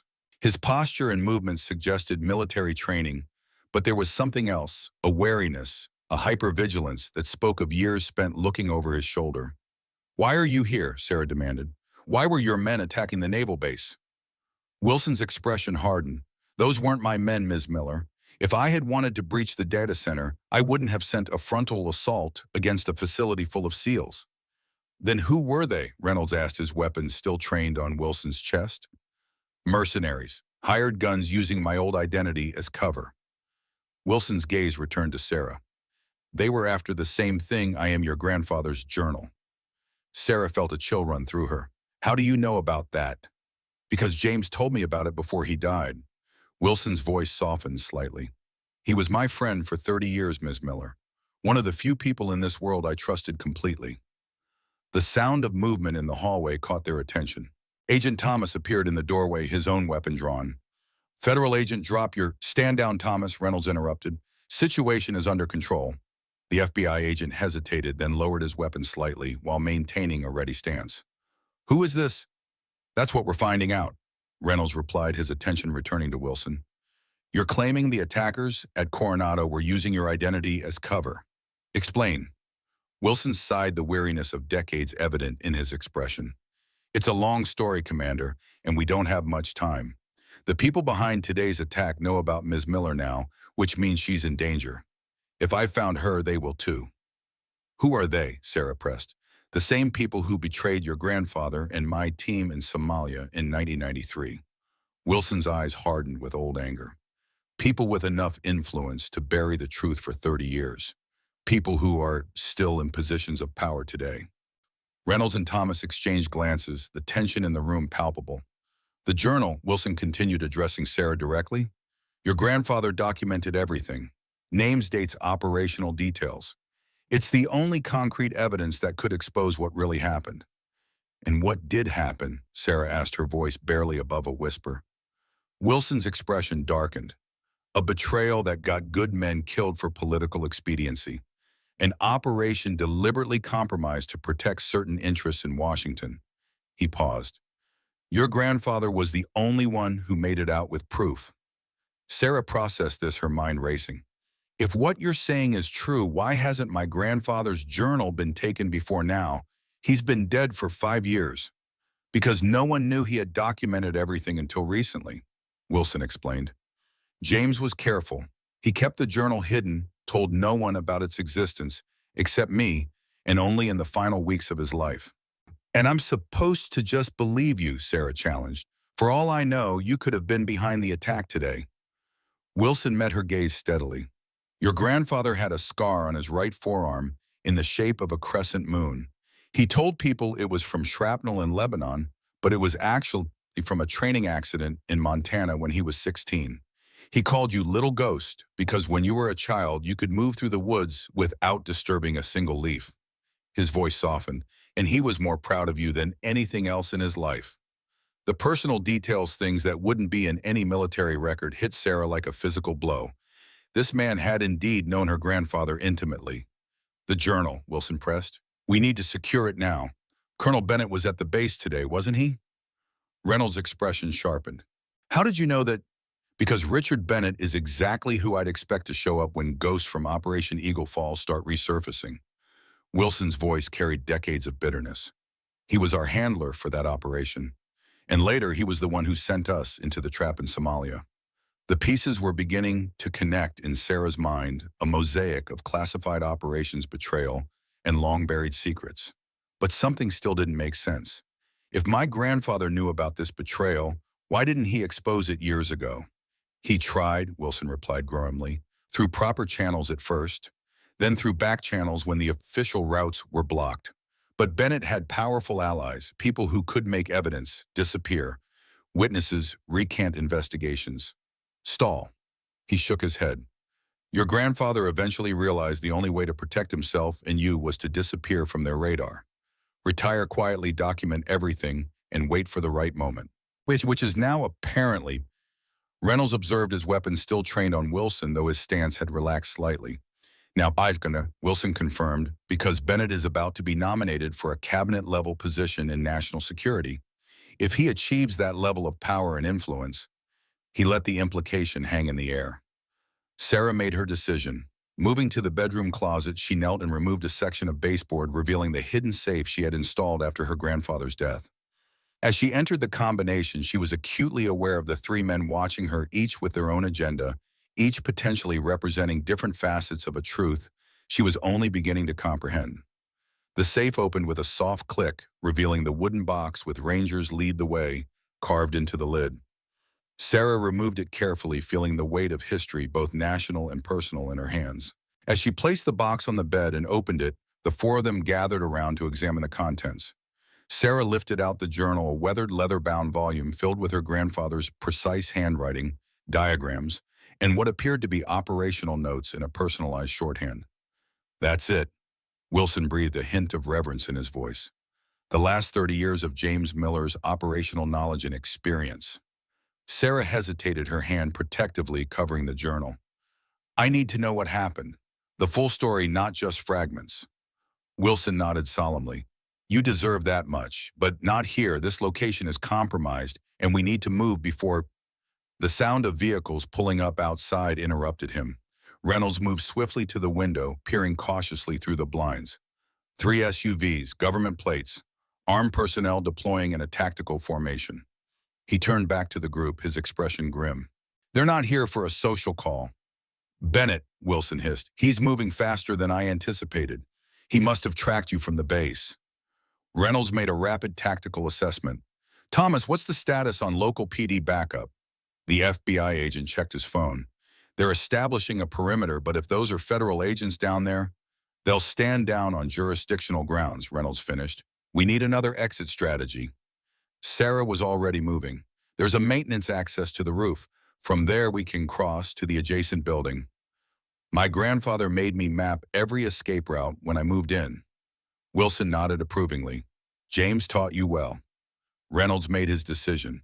Thomas, you're the only one here with clear legal standing. Delay them, request identification, verification of their orders, anything to buy us time. The FBI agent looked uncomfortable but nodded. I can stall them for a few minutes, but not much longer, without putting my career on the line. That's all we need, Reynolds assured him. Miller, Wilson, grab only what's essential. We move in 30 seconds. Sarah quickly transferred the journal and a few key items from the wooden box into a small backpack. As she zipped it closed, she noticed Wilson retrieving his sidearm and checking it with practiced efficiency. I thought you weren't here to hurt anyone, she observed. Wilson met her gaze without flinching. I'm not, but neither am I planning to be taken by Bennett's people. Some fates are worse than death, Ms. Miller. Your grandfather understood that. Before Sarah could respond, Reynolds signaled that it was time to move. Thomas exited first, heading toward the apartment's main entrance to intercept the incoming agents. Meanwhile, Sarah led Reynolds and Wilson to a utility closet that concealed the maintenance access to the roof. The narrow metal ladder ascended through a shaft barely wide enough for an adult to navigate. Sarah went first, followed by Wilson, with Reynolds covering their rear. The climb was awkward with the backpack, but Sarah's athletic conditioning made it manageable. As they emerged onto the rooftop, the evening air cool against their faces, Sarah could hear the faint sounds of commotion from below. Raised voices, the crackle of radios, the distinctive cadence of federal agents identifying themselves. This way, she directed, leading them across the flat roof toward the adjacent apartment building, which stood approximately 8 feet away across an alley. Reynolds assessed the gap. Doable, he concluded. Wilson, can you make that jump? The older man snorted. I may be in my 60s, Commander, but I've been keeping myself operational. I'll manage. Sarah went first again, taking a short run before launching herself across the gap. She landed solidly on the neighboring rooftop, rolling to distribute the impact as her grandfather had taught her. Wilson followed with surprising agility for his age, executing a similar landing. Reynolds was preparing to make the jump when the roof access door behind him burst open. 2 men in tactical gear emerged, weapons raised. Freeze, federal agents. Instead of complying, Reynolds launched himself across the gap just as the agents opened fire. Bullets impacted the concrete rooftop as he landed hard on the other side, immediately rolling for cover behind a rooftop air conditioning unit. Go, he shouted to Sarah and Wilson. I'll cover you. Wilson grabbed Sarah's arm, pulling her toward the maintenance door that would lead them into the adjacent building. He's right. We need to move now. Sarah hesitated, reluctant to leave Reynolds behind. But he's a SEAL, Ms. Miller. This is what they train for. The best way to help him is to secure that journal and expose Bennett before he can bury the truth again. The logic was sound, even if it felt wrong to abandon Reynolds. Sarah nodded sharply and followed Wilson through the maintenance door, descending the stairs rapidly as the sound of gunfire continued above them. They emerged into a residential hallway, startling an elderly woman who was just exiting her apartment. Wilson smiled reassuringly instantly, transforming his demeanor from hardened operative to harmless senior citizen. So sorry to startle you, ma'am. Maintenance was checking the roof access. All fixed now. His voice was warm, his body language non-threatening. The woman nodded uncertainly and continued on her way, casting suspicious glances over her shoulder. "Where to now?" Sarah asked quietly as they reached the building's main lobby. Wilson scanned the street through the glass doors. "Bennett's people will have the area surrounded by now. We need transportation." Sarah spotted a delivery driver unloading packages from a van parked directly in front of the building. "I have an idea." Without waiting for Wilson's response, she pushed through the doors and approached the driver with a friendly smile. "Excuse me, are you delivering to apartment 304? That's me, but I'm heading out. I can save you a trip upstairs." The driver, harried and clearly behind schedule, barely glanced at her. "Miller 34. "That's me," Sarah confirmed, noting with relief that her name was indeed on one of the packages. "Sign here." The driver thrust a digital tablet toward her. As Sarah signed in, Wilson approached casually from behind, subtly removing the keys from the van's ignition, where the distracted driver had left them. The entire exchange took less than 30 seconds, after which the driver handed Sarah her package and turned to retrieve more from the back of the van. "Now," Wilson murmured, and they both moved swiftly to the vehicle. Wilson slid into the driver's seat while Sarah took the passenger side. The engine started with a rumble, and Wilson pulled away from the curb before the confused driver could fully process what was happening. "Hey!" the man shouted, running a few steps after them before stopping in bewilderment. Wilson navigated through the residential streets with calm precision, avoiding main thoroughfares where roadblocks might be established. "We need to get clear of the immediate area, then we'll abandon this vehicle and acquire less conspicuous transportation." Sarah nodded, her training kicking in despite the surreal nature of the situation. "What about Reynolds? If he evades capture, he'll establish contact through secure channels," Wilson replied. "If not, well, Commander Reynolds strikes me as someone who can take care of himself in difficult situations." Sarah wasn't entirely satisfied with this assessment, but recognized the pragmatic reality. Her attention turned to the backpack in her lap containing her grandfather's journal and the secrets that had apparently set these events in motion. "Where are we going?" she asked. Wilson's expression remained focused on the road ahead. "Somewhere safe, somewhere your grandfather and I established years ago as a fallback position if the truth about Eagle Falls and Somalia ever resurfaced." "And then what?" "Then," Wilson said grimly, "we open that journal and find the evidence needed to bring down Richard Bennett before he can acquire enough power to make himself untouchable." As they drove into the gathering darkness, Sarah felt as if she had crossed an invisible threshold, leaving behind the carefully constructed life she had maintained for the past 2 years, and stepping fully into the shadowy world her grandfather had prepared her for since childhood. Whether that preparation would be enough to survive what lay ahead remained to be seen. Colonel Richard Bennett paced the confines of the secure communications room, his weathered features set in an expression of controlled fury. The monitors before him displayed real-time updates from the field teams deployed to Sarah Miller's apartment complex, none of which contained the news he wanted to hear. "What do you mean, escaped?" he demanded into the secure phone. "You had a full tactical team against 3 individuals, one of whom is a civilian woman." The response from the other end did nothing to improve his mood. Bennett terminated the call with a vicious jab at the screen and turned to face Captain Westfield, who had been observing the exchange with increasing concern. "This situation is rapidly deteriorating," Bennett stated flatly. "Miller, Reynolds, and an unidentified accomplice have evaded our security teams. Worse, they've acquired documentation that may compromise ongoing national security operations." Westfield frowned.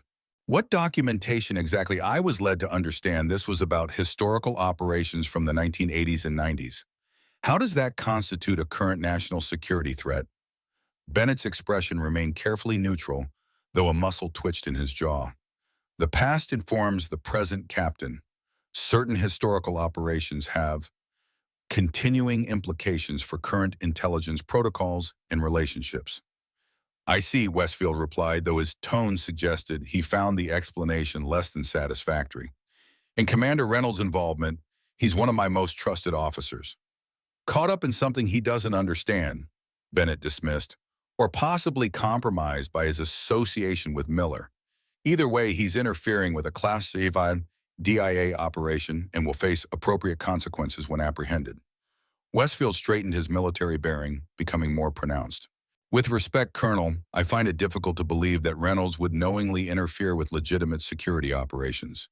His record is exemplary. Even exemplary officers can be misled by compelling narratives, Bennett countered smoothly. Miller has clearly spun a convincing tale based on her grandfather's biased accounts. Before Westfield could respond, the secure phone chimed again. Bennett answered, listening intently before his expression hardened further. Understood. Implement Protocol Obsidian immediately. Full surveillance activation priority 1. He ended the call and turned to Westfield. Captain, I need to commandeer additional resources from your security division.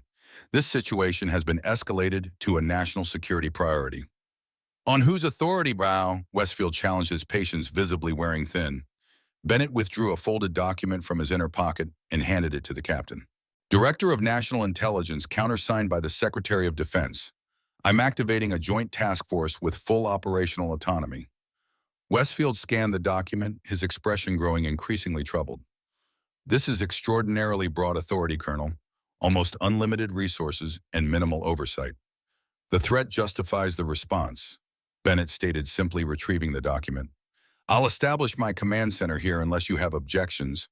It wasn't truly a question, and both men knew it. Westfield had just been effectively sidelined in his own facility.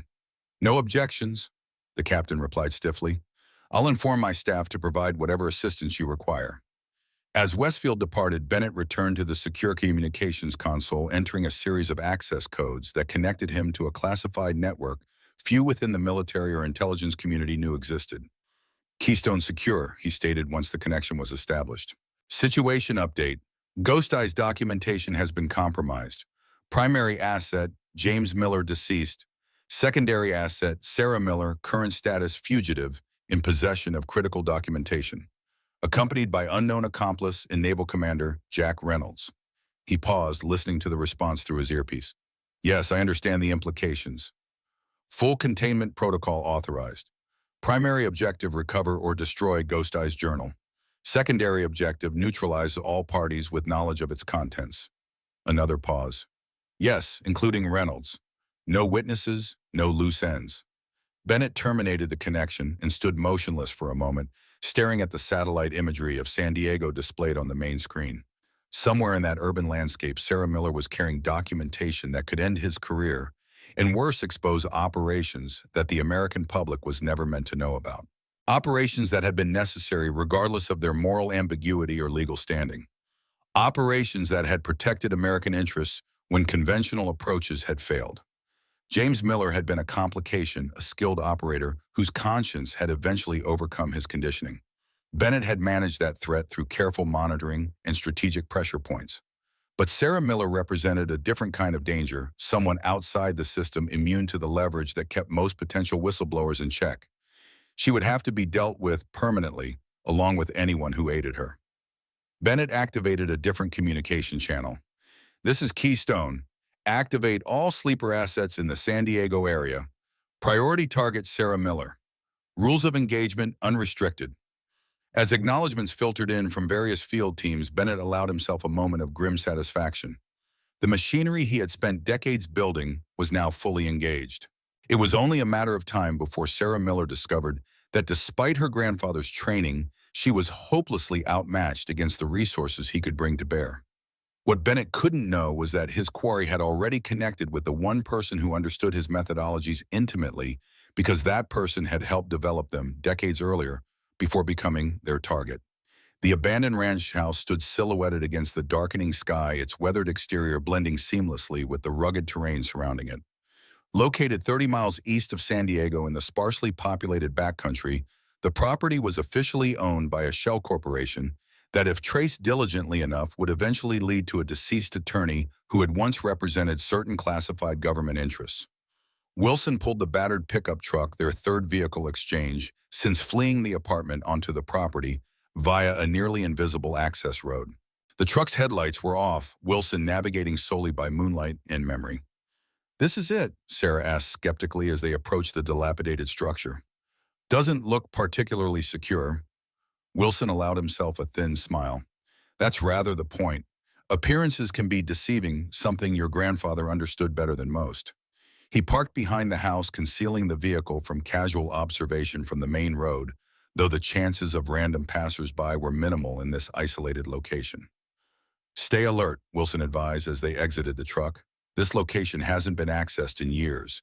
Need to make sure it hasn't been compromised. Sarah nodded instinctively, scanning their surroundings as her grandfather had taught her.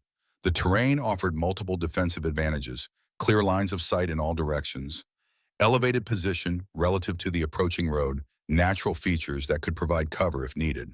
Wilson led her to what appeared to be a cellar entrance at the rear of the house.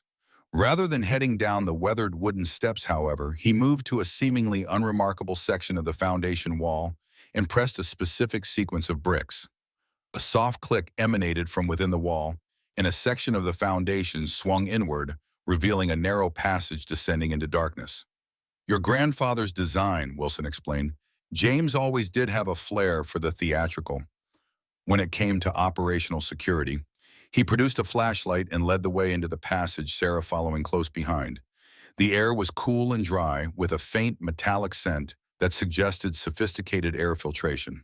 After descending approximately 20 feet, the passage opened into a surprisingly modern facility, a reinforced concrete bunker, roughly 30 feet square, equipped with basic living amenities, communications equipment, though clearly dated, and what appeared to be a small armory secured behind a steel cage. Welcome to Ghost Station, Wilson announced, activating the bunker's power systems. Efficient LED lighting illuminated the space, revealing additional details, topographical maps on one wall, a medical treatment area in one corner, and a secure document safe embedded in the concrete.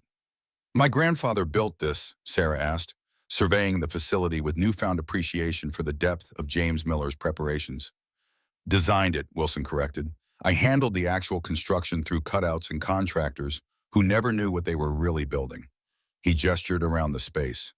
This was one of 3 such facilities James established after Somalia.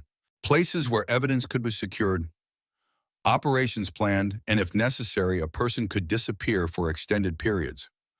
Sarah absorbed this information, reconciling the grandfather she had known with the man who had created such elaborate contingency measures. He never mentioned any of this to me. He wouldn't have, Wilson replied, moving to a small kitchenette area and examining the supplies. James compartmentalized rigorously. You were trained in combat skills and fieldcraft, but kept separate from his contingency planning. It was his way of protecting you. From what exactly? Sarah pressed, setting her backpack containing the journal on a metal table in the center of the room. Wilson paused, his expression growing distant. From the knowledge that the government he served for most of his life ultimately betrayed him, betrayed all of us for political expediency. He turned to face her fully. From the burden of carrying evidence that could destroy careers and possibly destabilize certain international relationships if it ever came to light. Sarah unzipped the backpack and carefully removed her grandfather's journal. Then perhaps it's time I understood exactly what this evidence contains. Wilson nodded solemnly.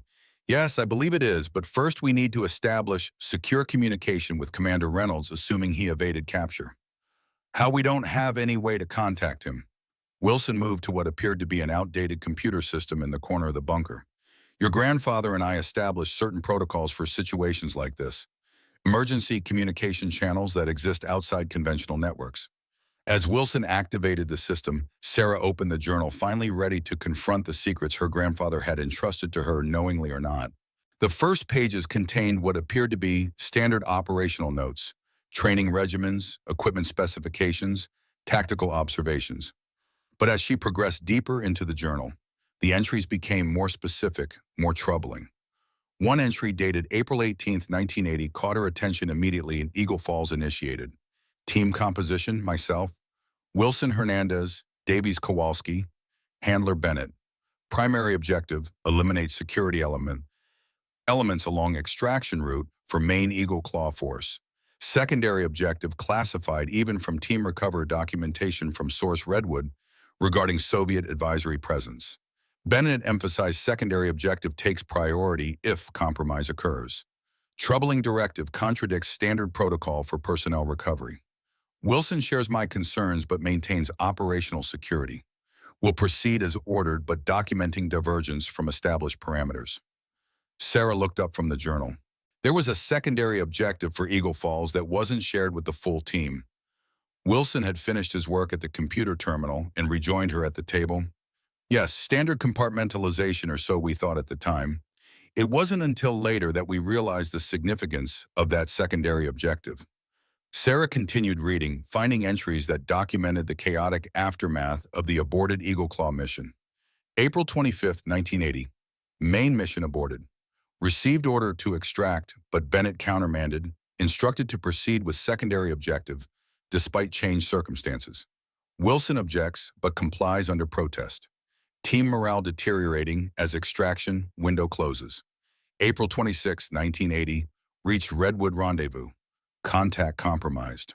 Firefight resulted in 3 casualties, Hernandez and Davies KIA Kowalski critically wounded. Secured documentation, but at unacceptable cost. Bennett orders immediate extraction, leaving Kowalski despite stabilization possibilities. Wilson and I overruled extracted with Kowalski against orders. April 30, 1980, debrief orders separately from Wilson. Instructed to omit Redwood objective and Bennett's extraction order regarding Kowalski from official report. Ethical conflict, but complying for now while documenting actual events here. Kowalski died during medical transport. Bennett claims no knowledge of modified extraction orders. First indication of pattern that would become clear years later. Sarah felt a cold anger building as she read. Bennett abandoned wounded personnel and then lied about it in official reports. Wilson's expression darkened with old pain. That was just the beginning. Eagle Falls was the first operation where we saw Bennett's true nature, but it wouldn't be the last. Sarah turned to later entries, finding references to operations throughout the 1980s, Nicaragua, Lebanon, various classified missions in Eastern Europe as the Cold War entered its final phases. Throughout, her grandfather documented a pattern of increasingly questionable decisions by Bennett, particularly regarding intelligence sources and civilian casualties. Then she reached the entries regarding Somalia dated early 1993, January 15, 1993. Brief it for deniable operation in Mogadishu. Extraction of intelligence asset with critical information on clan weapon supplies. Bennett handling personally despite his promotion to command staff, unusual involvement, suggests non-standard parameters. Team composition. Wilson lead Matthews, Riley, Johnson, Parker, with myself as Overwatch and precision fire support. January 18, 1993. Mission parameters modified 24 hours before insertion. Additional objective added secure documentation from assets residents before extraction. Bennett insists documentation contains evidence of weapons transfers that could compromise ongoing UN humanitarian mission. Timing extremely tight with new objective. Wilson objects but is overruled. Sarah continued reading, her heart rate accelerating as the journal documented the disastrous outcome. January 20th, 1993, operation catastrophically compromised. Ambush at both insertion point and asset location suggests prior knowledge of our movement plan. Wilson's team entered main compound while I maintained overwatch from adjacent structure. Observed multiple hostile forces converging with coordinated precision, inconsistent with local militia capabilities. Attempted to warn Wilson, but communications jammed. Precision fire eliminated 8 hostiles, but team overwhelmed by superior numbers. Observed Matthews, Riley, Johnson killed in initial assault. Wilson and Parker captured. Maintained position until nightfall, then attempted infiltration to determine status of survivors. Located Wilson and Parker in basement detention area. Parker deceased, evidence of interrogation. Wilson severely wounded but conscious. Extracted Wilson against considerable opposition. No sign of the intelligence asset, either never present or removed before our arrival. Critical observation. Hostiles employed tactical communications and night vision equipment unavailable to Somali forces. Working theory, deliberate setup possibly by elements within our own command structure. January 25, 1993.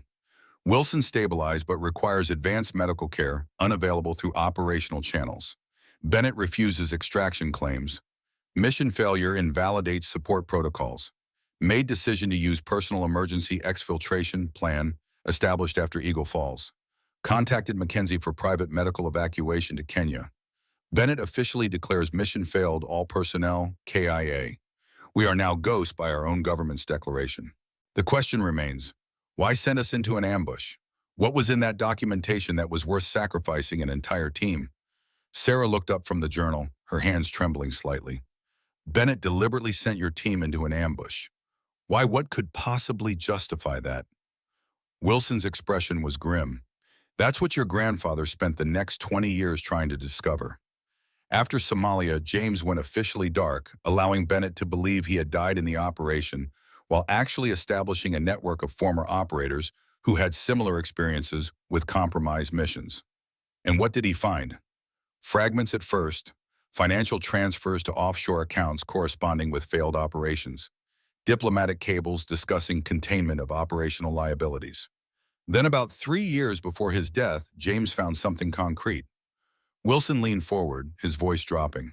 Bennett wasn't just a handler who made bad calls or sacrificed operators for expediency. He was as part of a small group within the intelligence community that has been selectively compromising operations to shape foreign policy outcomes without congressional oversight or presidential authorization. That's treason, Sarah whispered. That's power, Wilson corrected grimly. They would argue they're making necessary decisions that elected officials lack the courage or foresight to make, sacrificing a few operators or assets to maintain strategic relationships or prevent larger conflicts.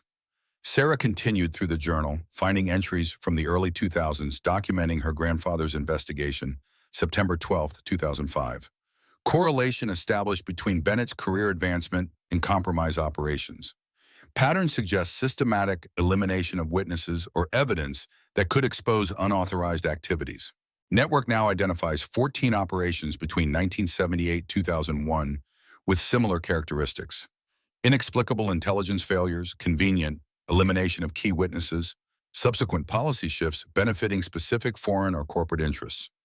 November 30th, 2005. Contact from Wilson confirms Bennett now operating with tacit approval from elements within Director of National Intelligence Office. Official accountability mechanisms compromised. Conventional whistleblowing channels no longer viable. Alternative approach required. March 15, 2006. Documentation secured from former NSA analyst confirming communication intercepts between Bennett and foreign intelligence services prior to Somalia operation. Explicit discussion of team movement plans and timeline. Smoking gun, but requires corroborating evidence to withstand inevitable deniability tactics. The final entries became more personal, more urgent. January 10, 2018 medical diagnosis confirmed. Terminal, 6 to 12 months remaining. Operational security now secondary to ensuring documentation reaches appropriate channels after my death. Sarah remains unaware of full scope of my activities post-retirement. Have prepared her with necessary skills, but kept her insulated from specific knowledge that would make her a target. February 28, 2018. Contacted Wilson through emergency protocol, arranged final contingency planning. Sarah will inherit my personal effects, including this journal. Wilson will monitor Bennett's activities and make contact if circumstances require Sarah to become active. Regret necessity of involving her, but alternatives exhausted. May 15, 2018 final entry. Bennett's nomination for undersecretary position delayed, but likely to proceed within 5-7 years based on current political trends. Once he achieves cabinet-level authority, accountability becomes virtually impossible. This journal, combined with Wilson's testimony and the Redwood documentation, constitutes complete evidence package required for prosecution. To Sarah, if you're reading this, I'm sorry for the burden this places on you. The training wasn't just for your protection, it was preparation for this moment. Trust Wilson. Trust your instincts. And remember that sometimes the only way to honor your country is to expose those who betray its principles while claiming to protect them. Sarah closed the journal, emotion threatening to overwhelm her composure. The grandfather she had idolized had been carrying this burden alone for decades, preparing her for a role she never knew she might have to fill. He knew, she said softly. He knew that someday I might have to finish what he started. Wilson nodded solemnly. James hoped it wouldn't come to that. He established multiple contingency plans, alternative channels for the evidence to emerge. But Bennett has been methodically eliminating those options over the years. When we received intelligence about his impending nomination for a cabinet position, I knew we had to act. So the attack on the naval base today, Bennett attempting to secure any documentation that might connect him to Eagle Falls or Somalia, Wilson confirmed. He likely had no idea you were there or that you possessed the journal. That was an unfortunate coincidence or perhaps fate. Sarah considered this. But how did he know to look at Coronado in the first place? Wilson frowned. That's the question that troubles me most. Someone must have tipped him off about a connection between your grandfather's documentation and the naval base. But who knew you were there or that you were James Miller's granddaughter? Before Sarah could respond, a soft beeping emanated from the computer terminal. Wilson had activated earlier. He moved swiftly to the system, checking the incoming communication. "It's Reynolds," he announced, relief evident in his voice. "He evaded Bennett's people and is requesting rendezvous coordinates." "Can we trust him?" Sarah asked, newly cautious after what she had learned. Wilson considered the question. "Your grandfather was an excellent judge of character. If he trusted you to recognize allies, then I'm inclined to trust your assessment of Reynolds. What's your instinct?" Sarah thought about the SEAL commander, his actions during the attack, his protection of her afterward, his willingness to challenge Bennett's narrative rather than accepting it at face value. "I think we can trust him," she decided, "at least enough to bring him in and assess his reaction to what we've discovered." Wilson nodded. "Then let's arrange the rendezvous, but with appropriate security protocols." As Wilson began encrypting the response to Reynolds, Sarah returned to the journal, examining some of the operational details more closely. One reference in particular caught her attention: repeated mentions of something called Redwood documentation that her grandfather considered central to exposing Bennett's activities. "Wilson," she called, "what exactly is the Redwood documentation? My grandfather mentions it repeatedly, but never specifies what it contains." Wilson finished his communication task before answering, his expression grave. Redwood was a code name for a Soviet defector during the late Cold War period, a high-level KGB officer who was providing intelligence on Soviet operations in the Middle East. The documentation he provided during the Eagle Falls operation included evidence of a separate channel of communication between certain American officials and the KGB operating outside official diplomatic or intelligence protocols. "Bennett was working with the Soviets," Sarah asked, shocked. "Not exactly working with them," Wilson clarified. "More like selectively trading information to shape outcomes in ways that serve particular interests. Sometimes American interests, sometimes private or corporate interests, occasionally foreign interests when it aligned with their long-term objectives." The documentation provided proof that operations were being compromised not due to intelligence failures, but by deliberate design. Sarah processed this revelation, the implications staggering. And in Somalia? By 1990, the Soviet Union had collapsed, but the same methodology continued with different players. The Somalia operation was compromised to prevent exposure of unauthorized weapons transfers to certain clan leaders, transfers that Bennett and his associates had facilitated to maintain control over regional resource development. "Where is this Redwood documentation now?" Wilson's expression tightened. "That's the final piece of the puzzle. Your grandfather separated the evidence for security purposes. The journal documents the pattern and provides his first-hand testimony. I can provide corroboration for the Somalia operation, but the original Redwood documentation, the physical proof of the unauthorized communications channel, is in a secure location known only to your grandfather." "But he's gone," Sarah said, frustration evident in her voice. "Yes, but he would have left a way for you to find it," Wilson assured her. "James Miller never created a security protocol without a redundancy, and he never established a contingency without ensuring the right people could activate it when necessary." Sarah returned to the journal, leafing through it more carefully, now looking for any clue or hidden message her grandfather might have left. As she neared the final pages, she noticed something unusual: a series of numbers notated in the margins of several entries, seemingly random and unrelated to the text they accompanied. "Wilson," she called, "look at these notations. They appear on multiple pages but don't correspond to the content of the entries." Wilson examined the numbers, his expression sharpening with recognition. "These aren't random. They're coordinates, latitude and longitude, but encoded using a system James and I developed during our time in Lebanon." Working quickly, Wilson decoded the notations, converting them to standard geographical coordinates. "These point to a location in the eastern Sierra Nevada mountains. Remote, difficult terrain." He looked up at Sarah.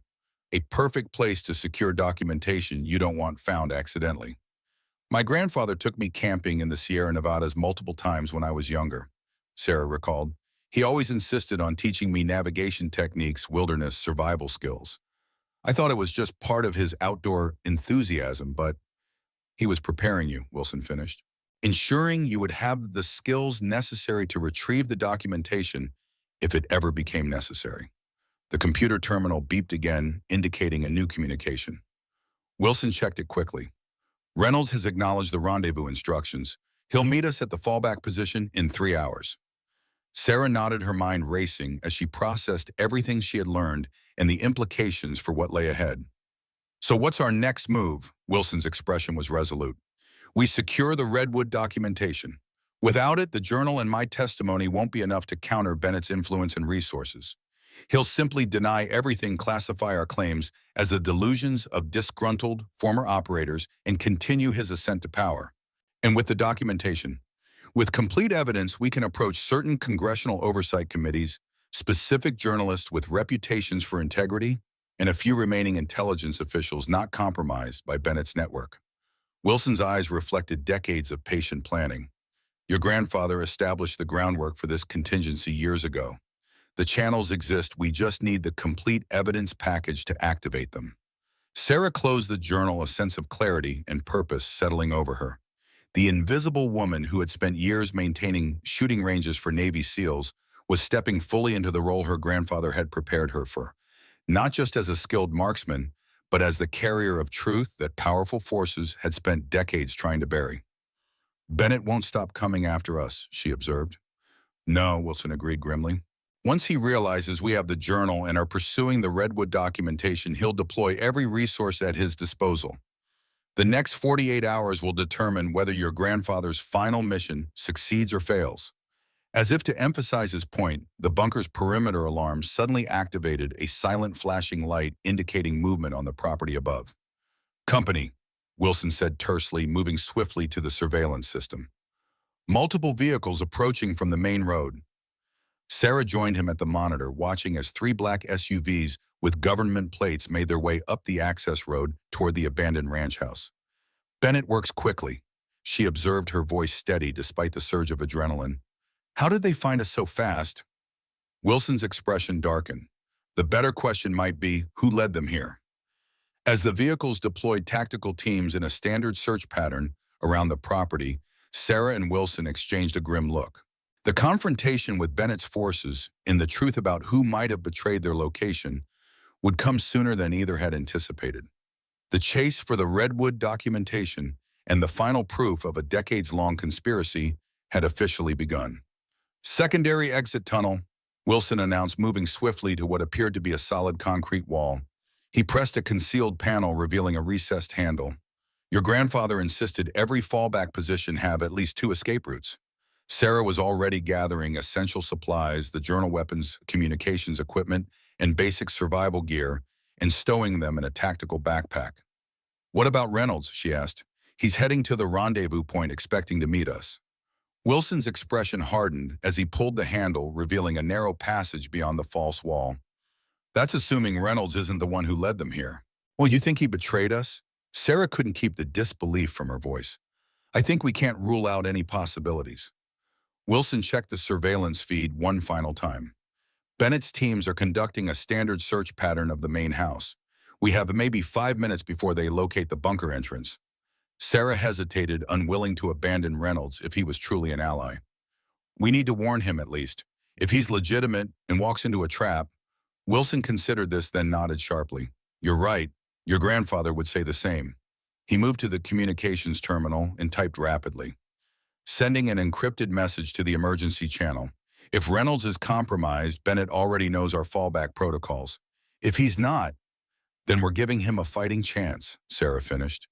With the message sent, they entered the escape tunnel, a narrow passage reinforced with steel and concrete, barely wide enough for a person to traverse. The air was stale but breathable, suggesting the ventilation system remained functional despite years of disuse. This leads to a drainage culvert approximately half a mile from the property, Wilson explained as they moved through the darkness, their way illuminated only by small emergency lights embedded in the floor. From there, we'll need to reach alternate transportation and head east. East, Sarah questioned. The Sierra Nevada coordinates. Eventually, Wilson confirmed. But first we need to meet a contact of your grandfather's, someone who can provide additional context for the Redwood documentation and potentially help us identify how Bennett tracked us to the safe house. They continued in silence for several minutes, the sounds of their movement echoing softly in the confined space. Sarah's mind raced, processing everything she had learned from her grandfather's journal.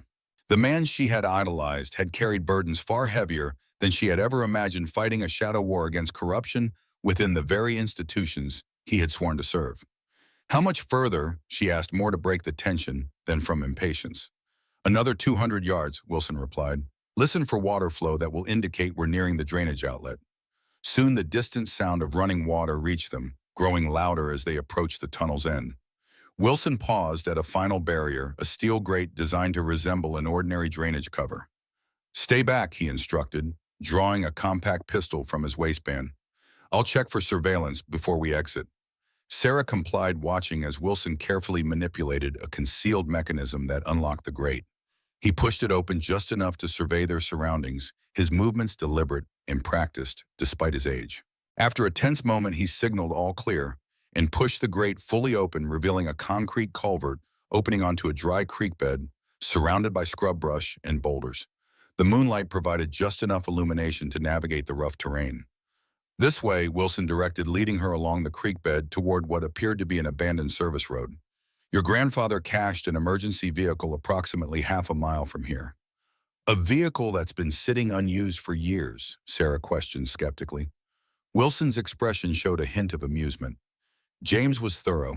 The vehicle is maintained by a local associate, a former Marine, who owes your grandfather his life. Checked and serviced every 6 months, fuel replaced regularly, battery maintained. They reached the service road and followed it to a weather-beaten storage shed partially concealed by overgrown vegetation. Wilson approached a padlocked door and entered a combination on the lock. Your grandfather's service number, he explained as the lock opened. Backwards, then reversed. Inside the shed sat a dusty but well-maintained Jeep Wrangler, at least 15 years old but obviously mechanically sound. Wilson conducted a quick inspection before nodding with satisfaction. Keys are in a magnetic case under the rear fender, he instructed. Check while I complete the final security protocol. Sarah located the hidden key case while Wilson returned to the shed entrance, activating what appeared to be another concealed mechanism. Remote alert system, he explained upon returning. If Bennett's people find this location, we'll receive warning through a secure channel. As they prepared to depart, Sarah paused, a sudden realization striking her. My grandfather's journal mentioned Redwood was a Soviet defector during the Cold War. But the documentation he provided proving Bennett's unauthorized communications with foreign elements that would be over 40 years old now. Would it still be relevant enough to threaten Bennett today? Wilson's expression grew solemn as he started the Jeep's engine. The Redwood documentation isn't just historical, Sarah. It's the first link in a chain of evidence that spans decades. What began as unauthorized communications with Soviet intelligence evolved into something far more extensive. After the Cold War ended, a shadow network of influence operating across multiple agencies and administrations. He guided the vehicle onto a barely visible trail leading away from the service road. Bennett and his associates have been selectively compromising operations, manipulating intelligence, and eliminating threats to their power for over 40 years. The Redwood documentation proves it didn't begin as rogue individuals making bad calls under pressure. It was a deliberate, systematic effort from the very beginning.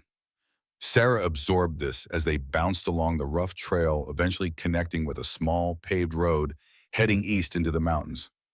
Who are we meeting? She asked after several minutes of silent driving. Margaret Carlyle, Wilson replied.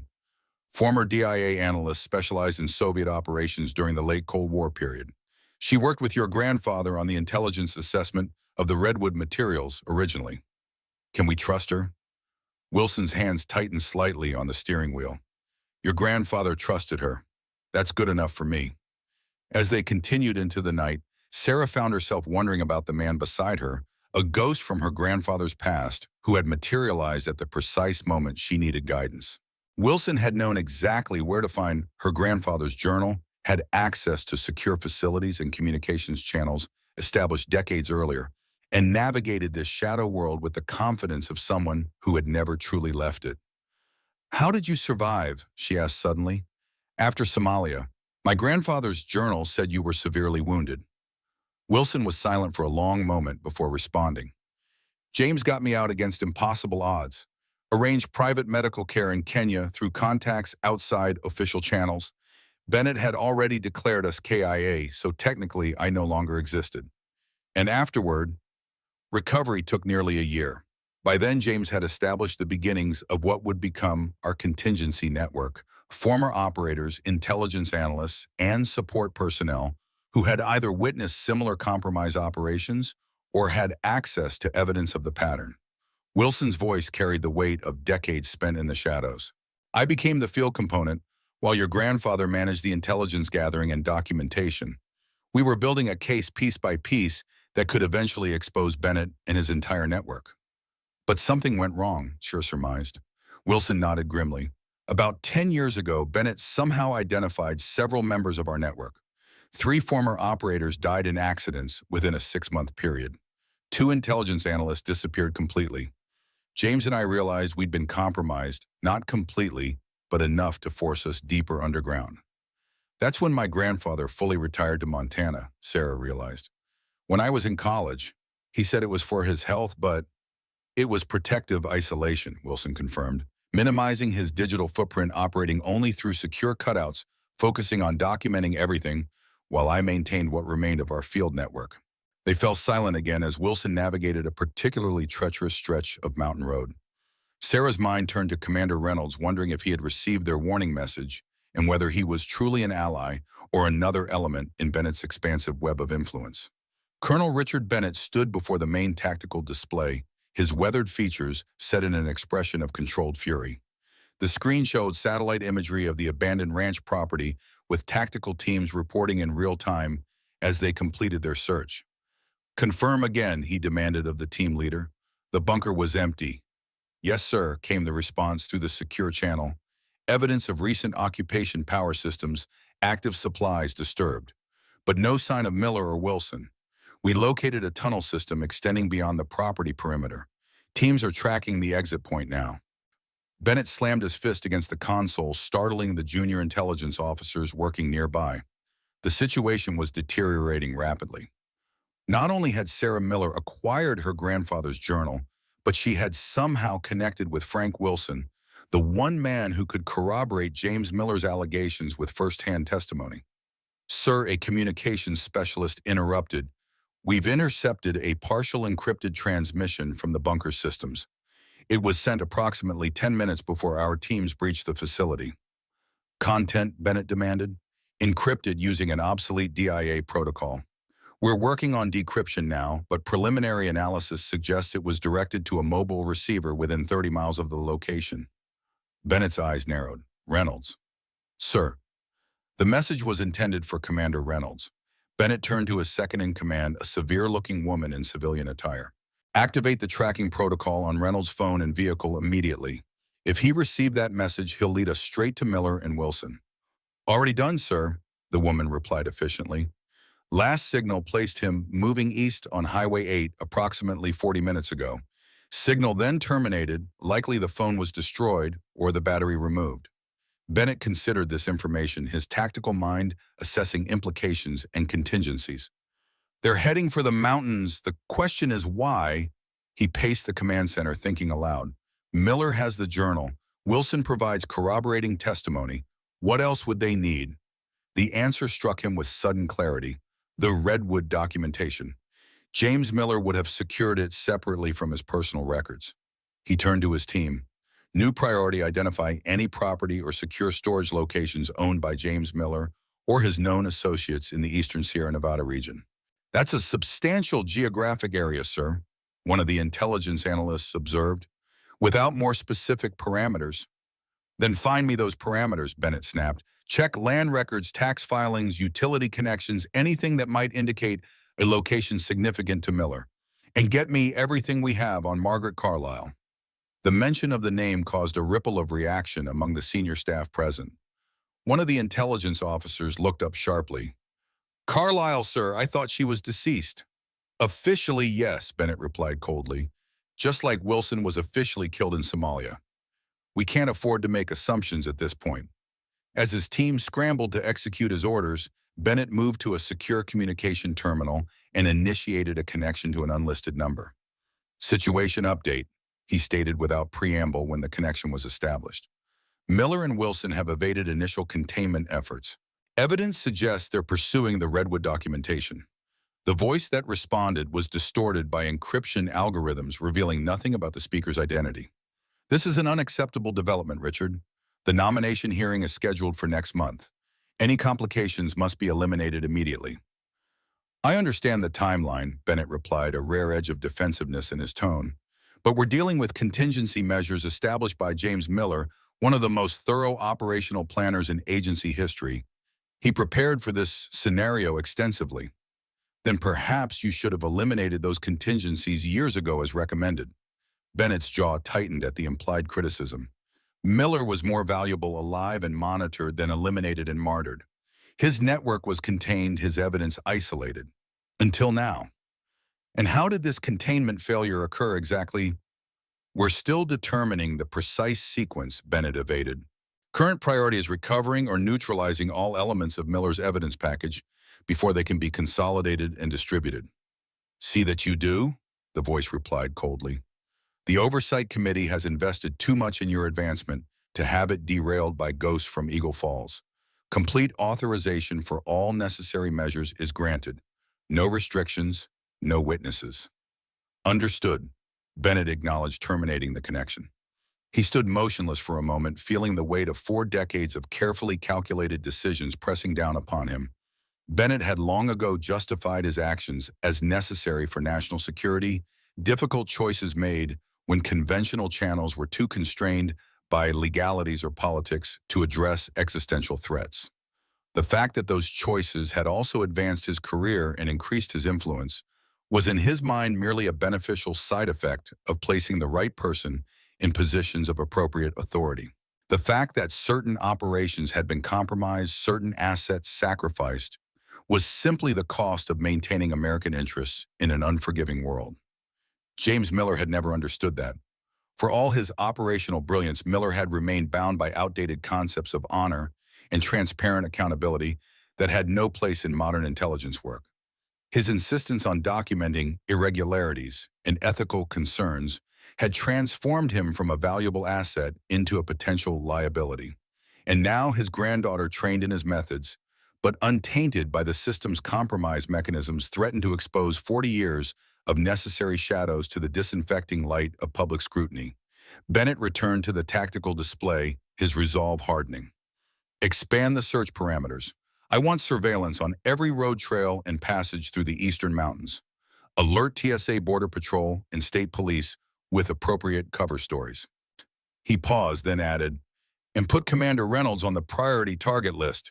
If he's aiding Miller, he's now classified as a direct threat to national security. As his orders were relayed to the expanding containment operation, Bennett permitted himself a moment of grim satisfaction. He had faced threats to his position before, had eliminated obstacles far more formidable than a range maintenance specialist in a ghost from Somalia. Sarah Miller would soon learn what happened to those who challenged the systems that truly governed American power. Commander Jack Reynolds drove with mechanical precision, his trained senses constantly scanning for surveillance or pursuit as he navigated the winding mountain highway.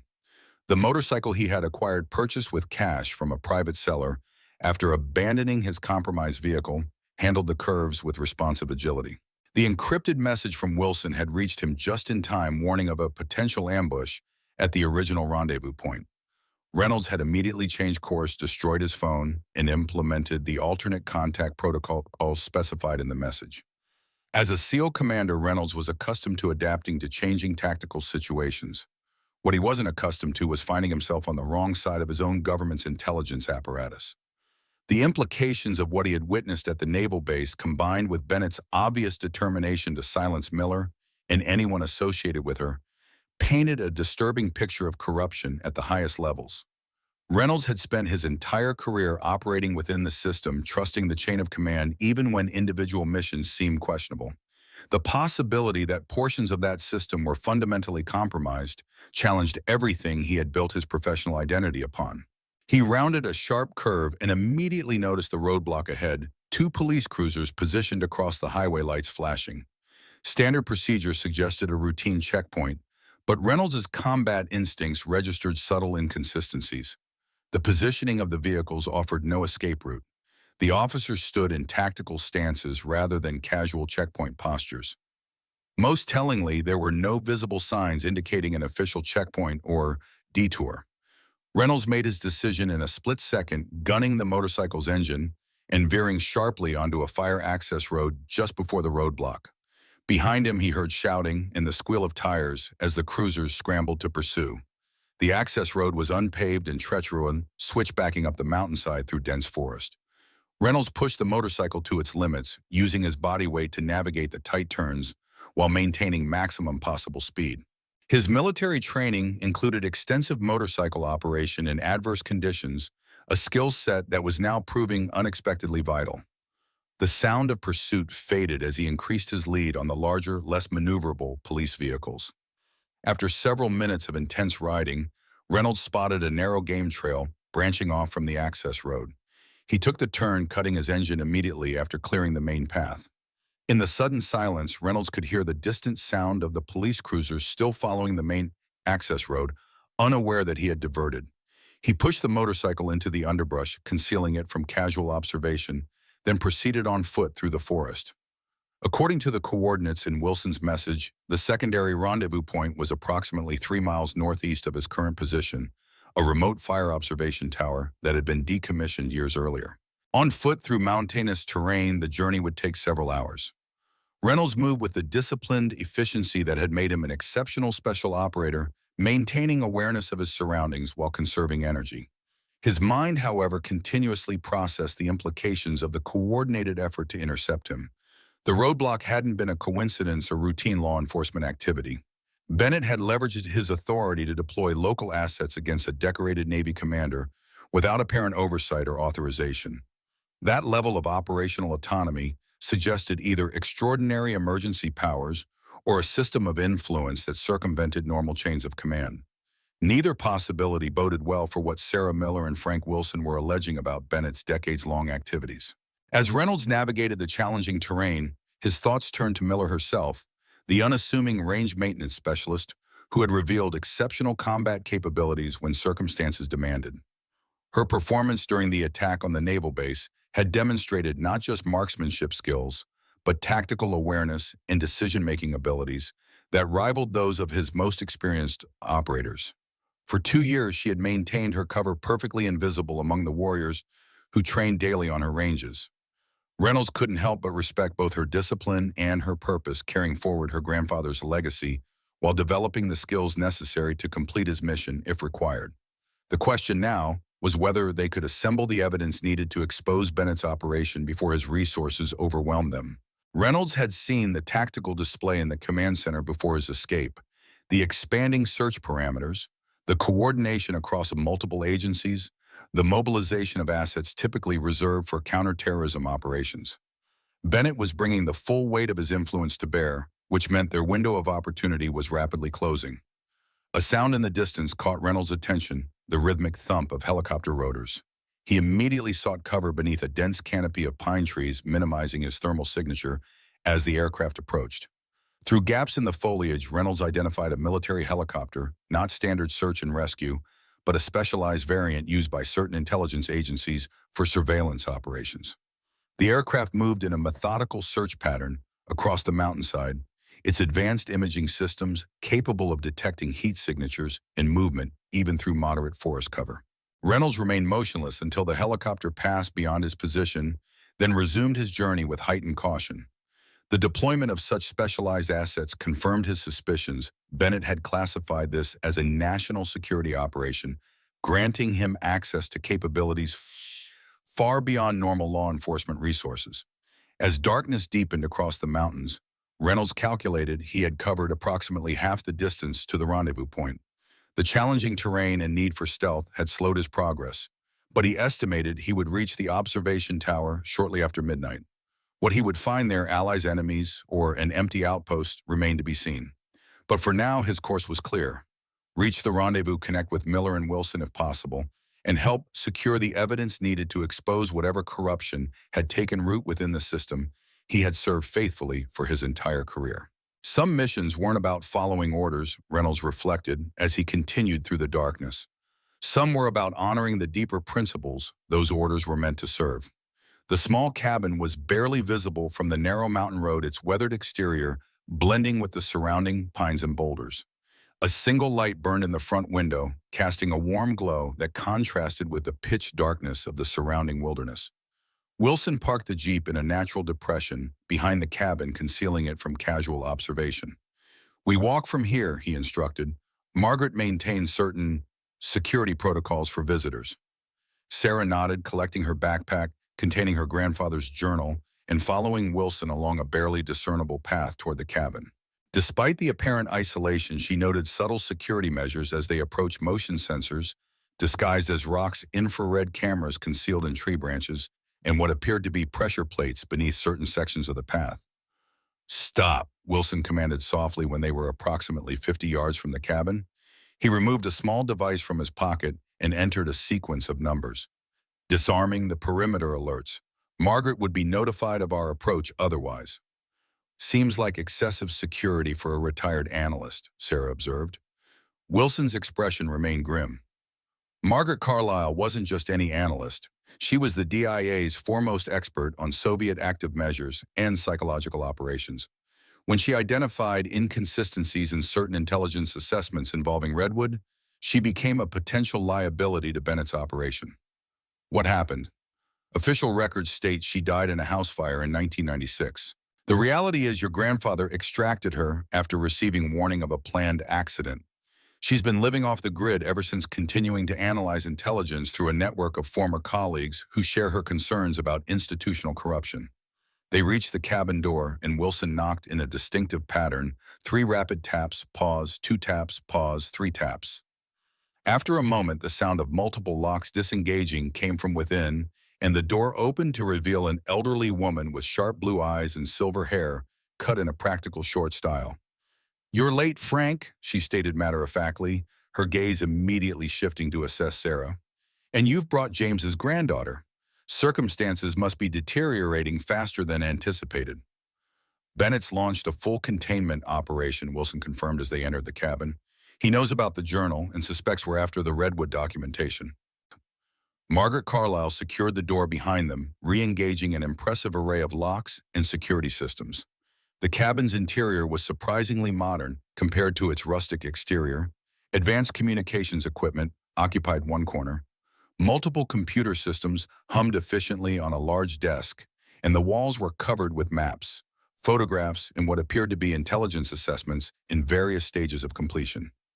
"So," Margaret said, turning her penetrating gaze on Sarah, "you finally learned what your grandfather was really preparing you for."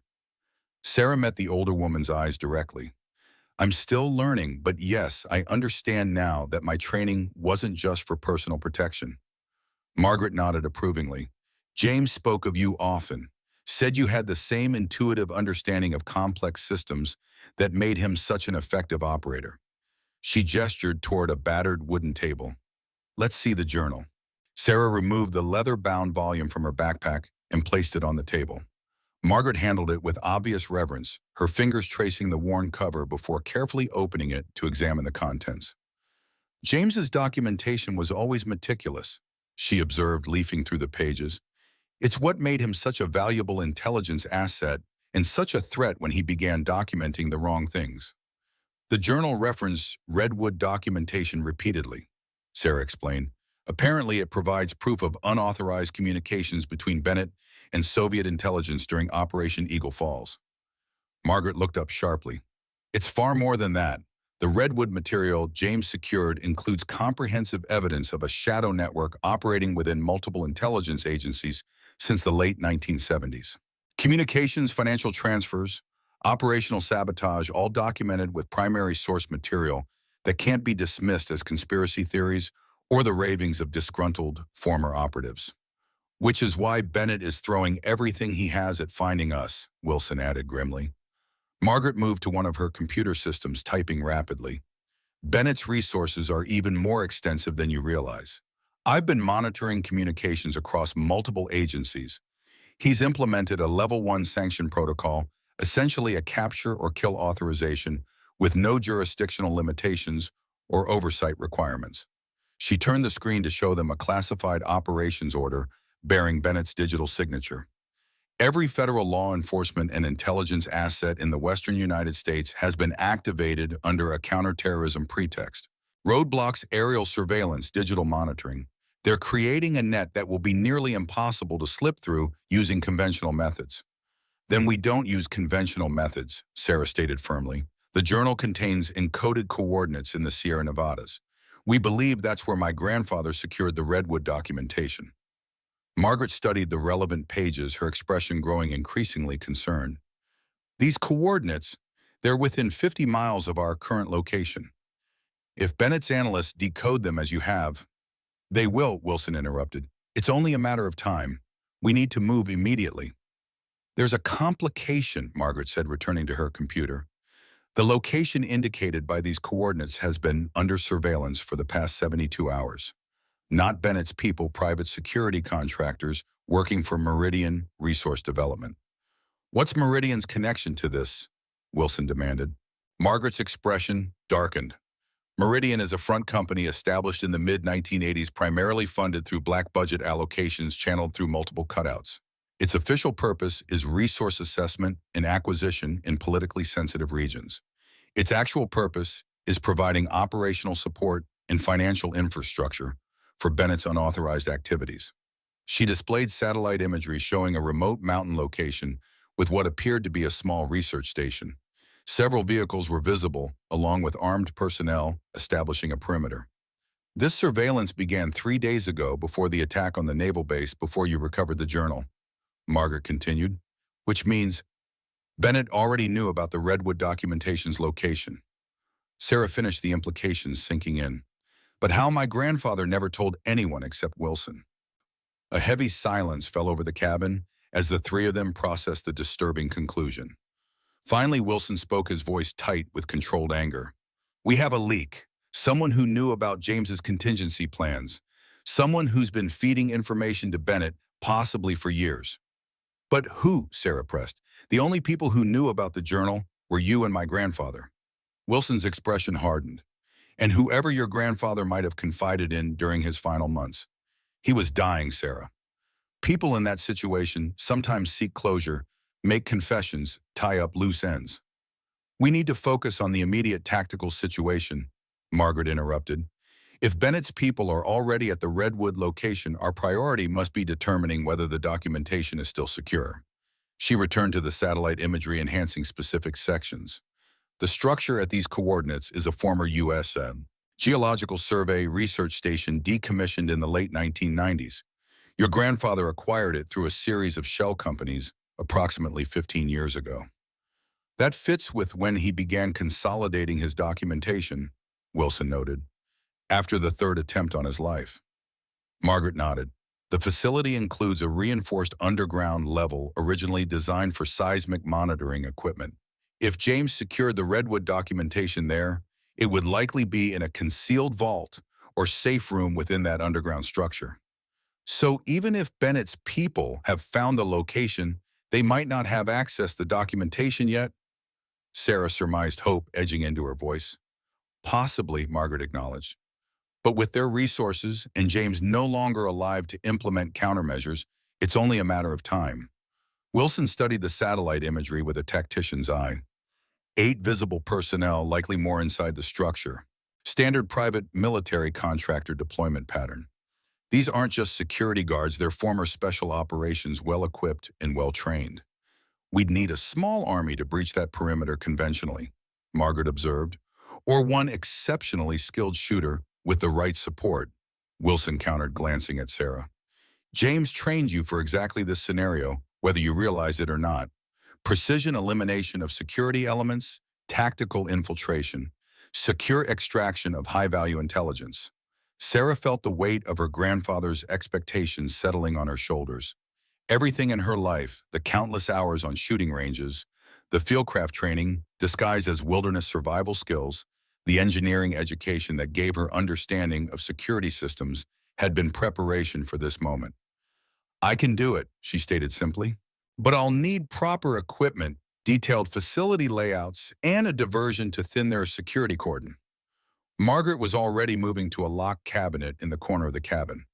"James left certain resources here for contingency purposes. I believe you'll find them adequate for your requirements." The cabinet contained an impressive array of specialized equipment, a disassembled precision rifle and a custom-case tactical clothing communications gear, and various infiltration tools. Each item was meticulously maintained despite years of storage, typical of her grandfather's thorough approach to contingency planning. As Sarah examined the equipment, Wilson and Margaret conferred over the satellite imagery, identifying approach vectors and security vulnerabilities. Their discussion was interrupted by a soft alert tone from one of the perimeter sensors. "Someone's approaching from the northwest," Margaret announced, checking a security monitor. "Single individual on foot, moving with tactical awareness." Wilson immediately drew a sidearm, positioning himself with line of sight to the cabin's front entrance. "Bennett's people." Margaret studied the thermal image on her security display. "Unlikely. This is a single operator, no visible support team. Bennett would deploy at least a 4-person tactical element for a capture operation." "Reynolds," Sarah suggested. "The rendezvous coordinates we sent him weren't far from here." "Or a scout for a larger force," Wilson countered. "We can't afford assumptions at this point." Margaret activated an external speaker system. "Unidentified individual approaching from the northwest. You have entered a secured area. Identify yourself immediately." Through the security feed, they watched as the figure stopped, then deliberately raised both hands to show they were empty. "Commander Jack Reynolds, United States Navy," came the clear response. "I'm alone and unarmed. Sarah Miller sent me coordinates for rendezvous." Margaret looked to Sarah questioningly. Sarah nodded, though not without reservation. "Let him approach, but maintain security protocols until we can verify his intentions." As Reynolds was guided through the security perimeter by Margaret's instructions, Sarah couldn't shake a growing sense of unease. Someone had compromised her grandfather's carefully constructed security measures. Someone had given Bennett information that only a trusted insider would possess. The question that burned in her mind as they prepared to retrieve the Redwood documentation was a chilling one. Was Jack Reynolds truly an ally in their fight against corruption, or the final piece in Bennett's plan to eliminate the last evidence of his decades-long betrayal? Margaret's cabin had transformed into an impromptu operations center. Maps, satellite imagery, and facility schematics covered every available surface as the four of them, Sarah, Wilson, Reynolds, and Margaret, finalized their approach to the Redwood documentation site. Reynolds, having been thoroughly questioned about his escape from Bennett's forces and his journey to the rendezvous point, had gradually earned a tentative acceptance from Wilson and Margaret. His tactical insights and obvious determination to expose Bennett's corruption had helped overcome their initial suspicion. The primary challenge was the underground access. Reynolds observed, studying the facility schematics Margaret had retrieved from her extensive files. "Even if Sarah can neutralize the external security elements, the vault itself will have additional protections." "James would have implemented a dual authentication system," Wilson noted, "something requiring both physical keys and knowledge-based verification." Sarah examined the custom rifle her grandfather had left in Margaret's care, a modified M24 with advanced optics and noise suppression capabilities. The weapon felt like an extension of her own body as she conducted function checks and familiarized herself with its specific characteristics. "My grandfather took me to this region multiple times when I was younger," she recalled, looking up from the weapon. "Always the same time of year, and always following the same routes. I thought it was just his preference for routine, but now—" "He was showing you the way," Margaret confirmed. "Insurance that if something happened to him, you could find the location again." "Did he ever take you inside the facility?" Wilson asked. Sarah searched her memories, trying to recall details that might have seemed insignificant at the time. "No, not inside, but there was a specific overlook he always insisted we hike to. He called it his thinking spot. Said the view helped put things in perspective." She moved to the topographical map, identifying the location from memory. "Here, this ridge has direct line of sight to the facility approximately 900 yards from the main structure." Wilson studied the position with a tactician's eye. "Excellent overwatch location. Clear fields of fire to all external security positions." He glanced at Sarah. A perfect sniper's nest for someone with your capabilities. That's our insertion point, Reynolds decided. Sarah establishes overwatch from the ridge, while Wilson and I approach from the eastern ravine. Margaret coordinates communications and monitors for additional Bennett assets entering the area. The security personnel at the facility aren't just rent-a-cops, Wilson cautioned. There are likely former special operations, possibly from the same units Bennett has been influencing for years. They'll be equipped with night vision, thermal imaging, and tactical communications. Which is why we need a diversion, Reynolds replied. Something to draw attention and resources away from our actual approach vector. Margaret had been quietly working at one of her computer terminals during this discussion. Now she looked up a grim satisfaction in her expression. I believe I can provide that diversion. Bennett's operation is extensive, but not without vulnerabilities. One of those vulnerabilities is their dependence on centralized communications protocols. She turned her screen to show them a complex network diagram. This is the encrypted communication architecture Bennett is using to coordinate his containment operation. All field teams report through this network, receiving updates and instructions from Central Command. You can compromise it, Reynolds asked, clearly impressed. Not directly, Margaret admitted, but I can inject false intelligence, specifically a high-confidence report placing Sarah and Wilson approximately 30 miles northwest of the actual Redwood location. Wilson nodded appreciatively. Bennett would have to divert significant resources to investigate. Creating our window of opportunity, Reynolds concluded.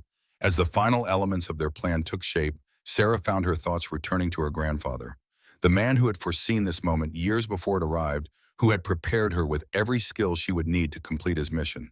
The responsibility was enormous, but for the first time since discovering the journal, she felt equal to the challenge. We move at Astro 200, Reynolds announced, checking his watch. That gives us 3 hours to prepare equipment and review approach routes. He looked at each of them in turn, his expression resolute. What we're doing goes against everything I was trained to believe about chain of command and institutional integrity. But sometimes loyalty to principles has to supersede loyalty to individuals or organizations. My grandfather would have agreed with that sentiment, Sarah replied quietly.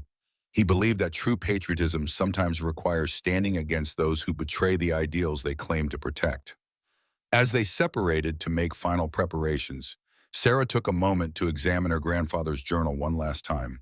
Beyond the operational details and evidence documentation, she found a personal message written on the final page, words clearly intended for her eyes should the journal ever reach her. Sarah, if you're reading this, then the burden I never wanted you to carry has fallen to you nonetheless.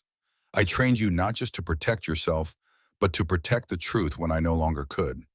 Remember that the strength I helped you develop isn't measured in accuracy or tactical proficiency, but in the courage to stand for what's right when standing is hardest.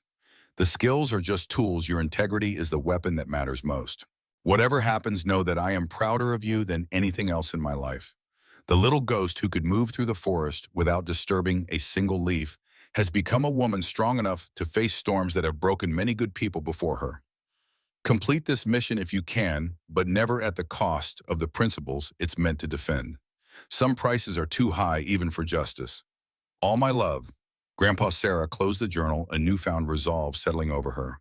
In less than 3 hours, they would attempt to recover the documentation her grandfather had protected with his life evidence that could expose decades of corruption at the highest levels of American intelligence. Whatever awaited them at the Redwood facility, success or failure, revelation or ambush, Sarah was determined to honor the legacy of the man who had prepared her for this moment, whether she had realized it or not. The invisible woman was about to step fully into the light, carrying truth as her weapon against those who had thrived in darkness for far too long.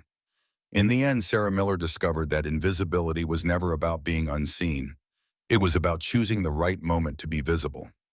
Her grandfather had prepared her for a battle he hoped would never come, teaching her to disappear into backgrounds while honing the skills that would one day bring truth into the light. Some would call it a burden, this inheritance of secrets and purpose. But as Sarah stood on that ridge overlooking the facility, her grandfather's rifle steady in her hands, she understood it was also a gift, the chance to honor a legacy of principle in a world that too often sacrifices right for expedient. The costs were high, a career abandoned, a quiet life shattered, safety and anonymity exchanged for danger and exposure. Yet some prices must be paid when the alternative is allowing shadows to govern what belongs in daylight. Perhaps that's the true measure of character, not the battles we choose when glory awaits, but the stands we take when standing means standing alone. What shadows in your own life might be worth illuminating no matter the cost?